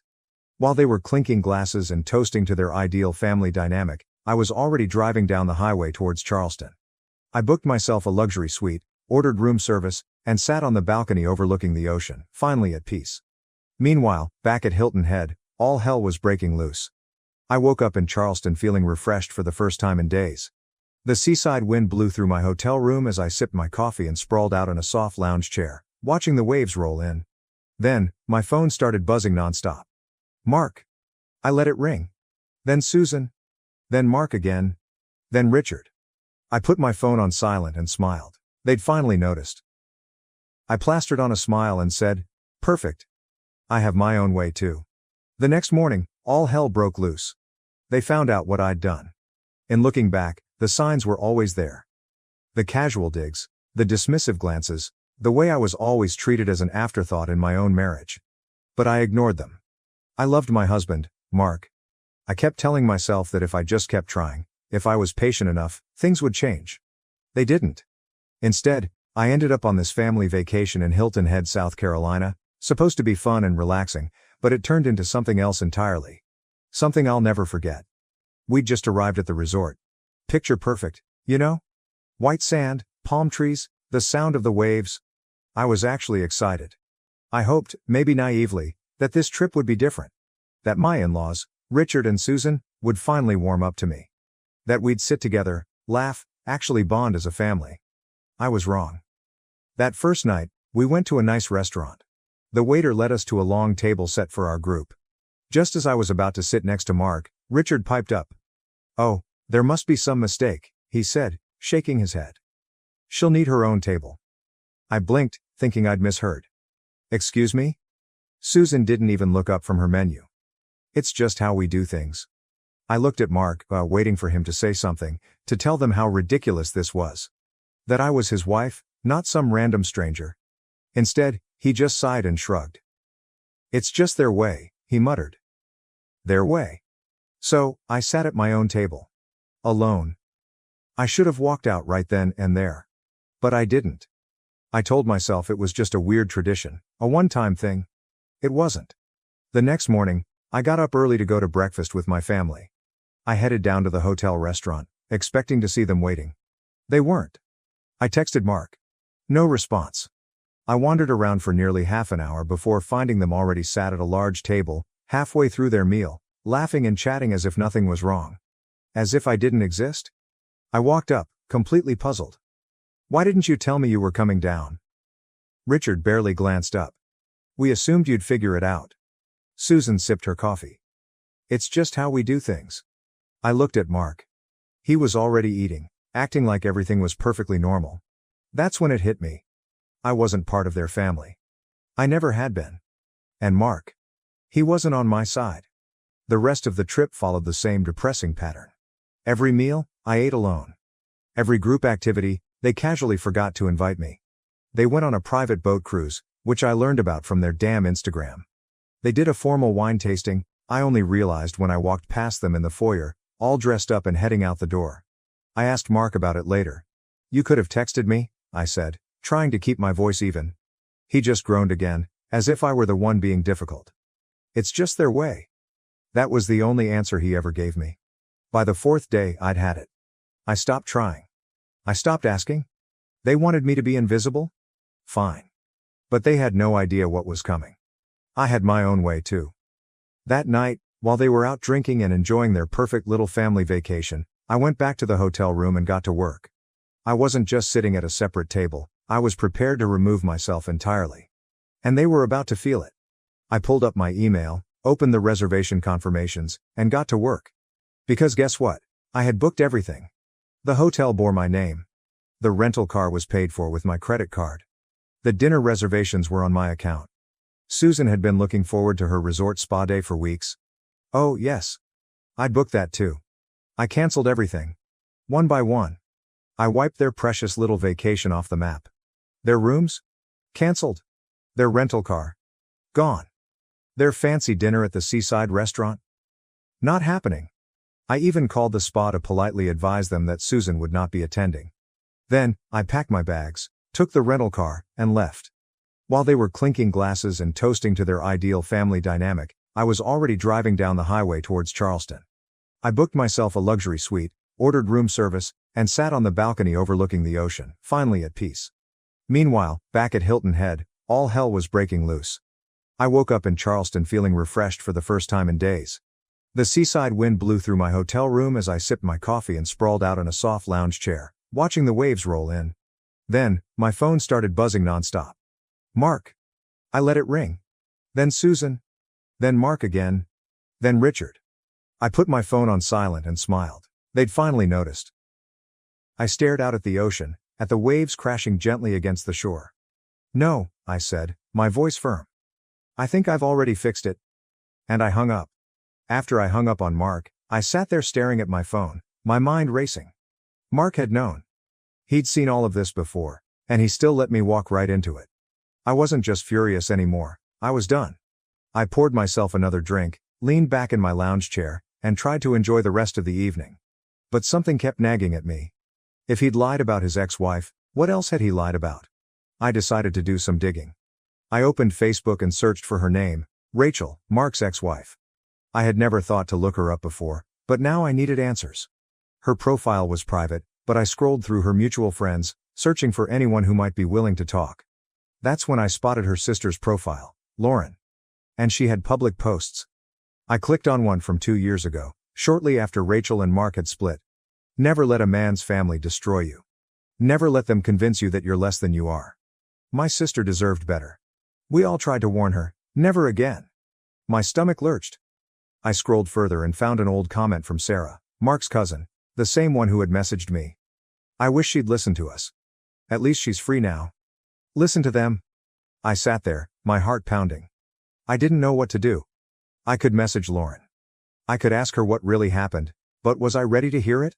I stared at the screen for a long time. Then finally, I took a deep breath and typed. Hey, this is going to sound really random, but I think we need to talk. She replied within minutes. Lauren didn't waste time. Lauren, I was wondering when you'd reach out. That one message hit me like a punch to the gut. Me. You know who I am? Lauren. Yeah. We've been waiting for this to happen. I stared at the screen, my fingers frozen over the keyboard. Me? We? What do you mean? Lauren. Rachel wasn't the first, you know, and she certainly wasn't the last. My breath hitched. Me? What are you saying? Lauren. I'm saying Mark has done this before, more than once. His parents have done this before, more than once. And if you're talking to me right now, I'm guessing you just went through it too. I felt sick. This wasn't just some isolated incident. This was a game to them. A twisted little tradition they played with every woman Mark brought into his life. They never saw his partners as real family, just obstacles to be overcome. And Mark? He let it happen. Every single time. Me? Why didn't anyone tell me? Lauren? We tried. But Mark always makes sure his girlfriends stay isolated. He tells them his family just has quirks or traditions. He makes sure they don't ask too many questions. Did he ever tell you Rachel was the problem? I closed my eyes. He had. He'd painted Rachel as difficult, as someone who never understood his family, who always made drama over small things. But now I knew the truth. Rachel hadn't been dramatic. She'd been trapped. And now so was I. Or at least, I had been until now. I didn't sleep that night. The realization that I had wasted years of my life on this man burned in my chest. But there was something else, too. Something I couldn't quite put my finger on. Why had Mark called me so many times today? Why was he this desperate? Then, at 6 a.m., I got my answer. A text popped up from an unknown number.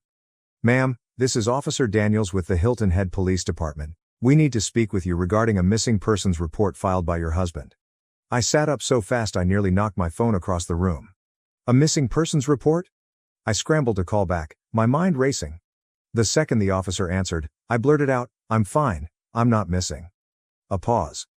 Then, ma'am, are you saying you left voluntarily? Yes, obviously, I left voluntarily. My husband knows exactly where I am, he's been calling me nonstop. The officer sighed. Your husband reported that you left without explanation and haven't been answering his calls. He said he was concerned for your safety. I clenched my jaw so hard my teeth ached. This wasn't concern. This was control. Mark hadn't been worried about me, he had been trying to force me to come back. I took a deep breath. Officer, I am perfectly fine. I am in Charleston. I left Hilton Head by choice. I am not missing, and I do not want my husband contacting me. A pause. Would you like to file a formal request for no further contact? I hesitated, then finally exhaled. Yes, I would. And just like that, I drove the first legal nail into the coffin of my marriage. Less than an hour later, my phone buzzed with a new text. This time it was from Susan. Susan? I cannot believe you would humiliate us like this. I laughed out loud. I ignored it. Then, another message. Susan. You made Mark involve the police. Do you have any idea how this looks? Oh, I made Mark involve the police? I rolled my eyes and took another sip of my coffee. Then, the messages kept coming. Susan. This family has done nothing but try to welcome you. Susan. You're being incredibly selfish. Susan. You need to come back and fix this. And finally. Susan. If you don't come back, Mark is going to make things very difficult for you. I froze. This wasn't even subtle. It was a threat. I sat back in my chair, rereading the message over and over. I had thought this was just about control, just about their twisted little family games. But now I realized something much worse. They weren't just trying to humiliate me, they were trying to break me. And if I didn't do something fast, Mark was about to make sure they succeeded. I stared at Susan's text for a long time. If you don't come back, Mark is going to make things very difficult for you. It wasn't just a warning, it was a promise. I could feel it now, the shift. This wasn't just them being cold or dismissive, this was a battle, and I was supposed to roll over and lose, but I wouldn't, not this time. I cracked my knuckles, took a deep breath, and sent one single message back. Me. Perfect. Let's make things difficult then. Then, I booked a hotel conference room in Charleston and invited everyone. Mark, his parents, and Sarah. Because if they wanted a war, I was going to bring it right to their doorstep. The next morning, I sat in the conference room, waiting. The long wooden table was set with nothing but bottled water and the thick silence of anticipation. I didn't have to wait long. The door slammed open. Mark stormed in first, his jaw clenched so tightly I thought his teeth might shatter. His parents followed, Susan's heels clicking sharply against the floor, Richard's face already flushed with anger. Sarah came in last, hesitant, her arms crossed. She gave me a slight nod. I had no idea if she was there as a witness, a mediator, or just for the front row seats to the coming implosion. I leaned back in my chair.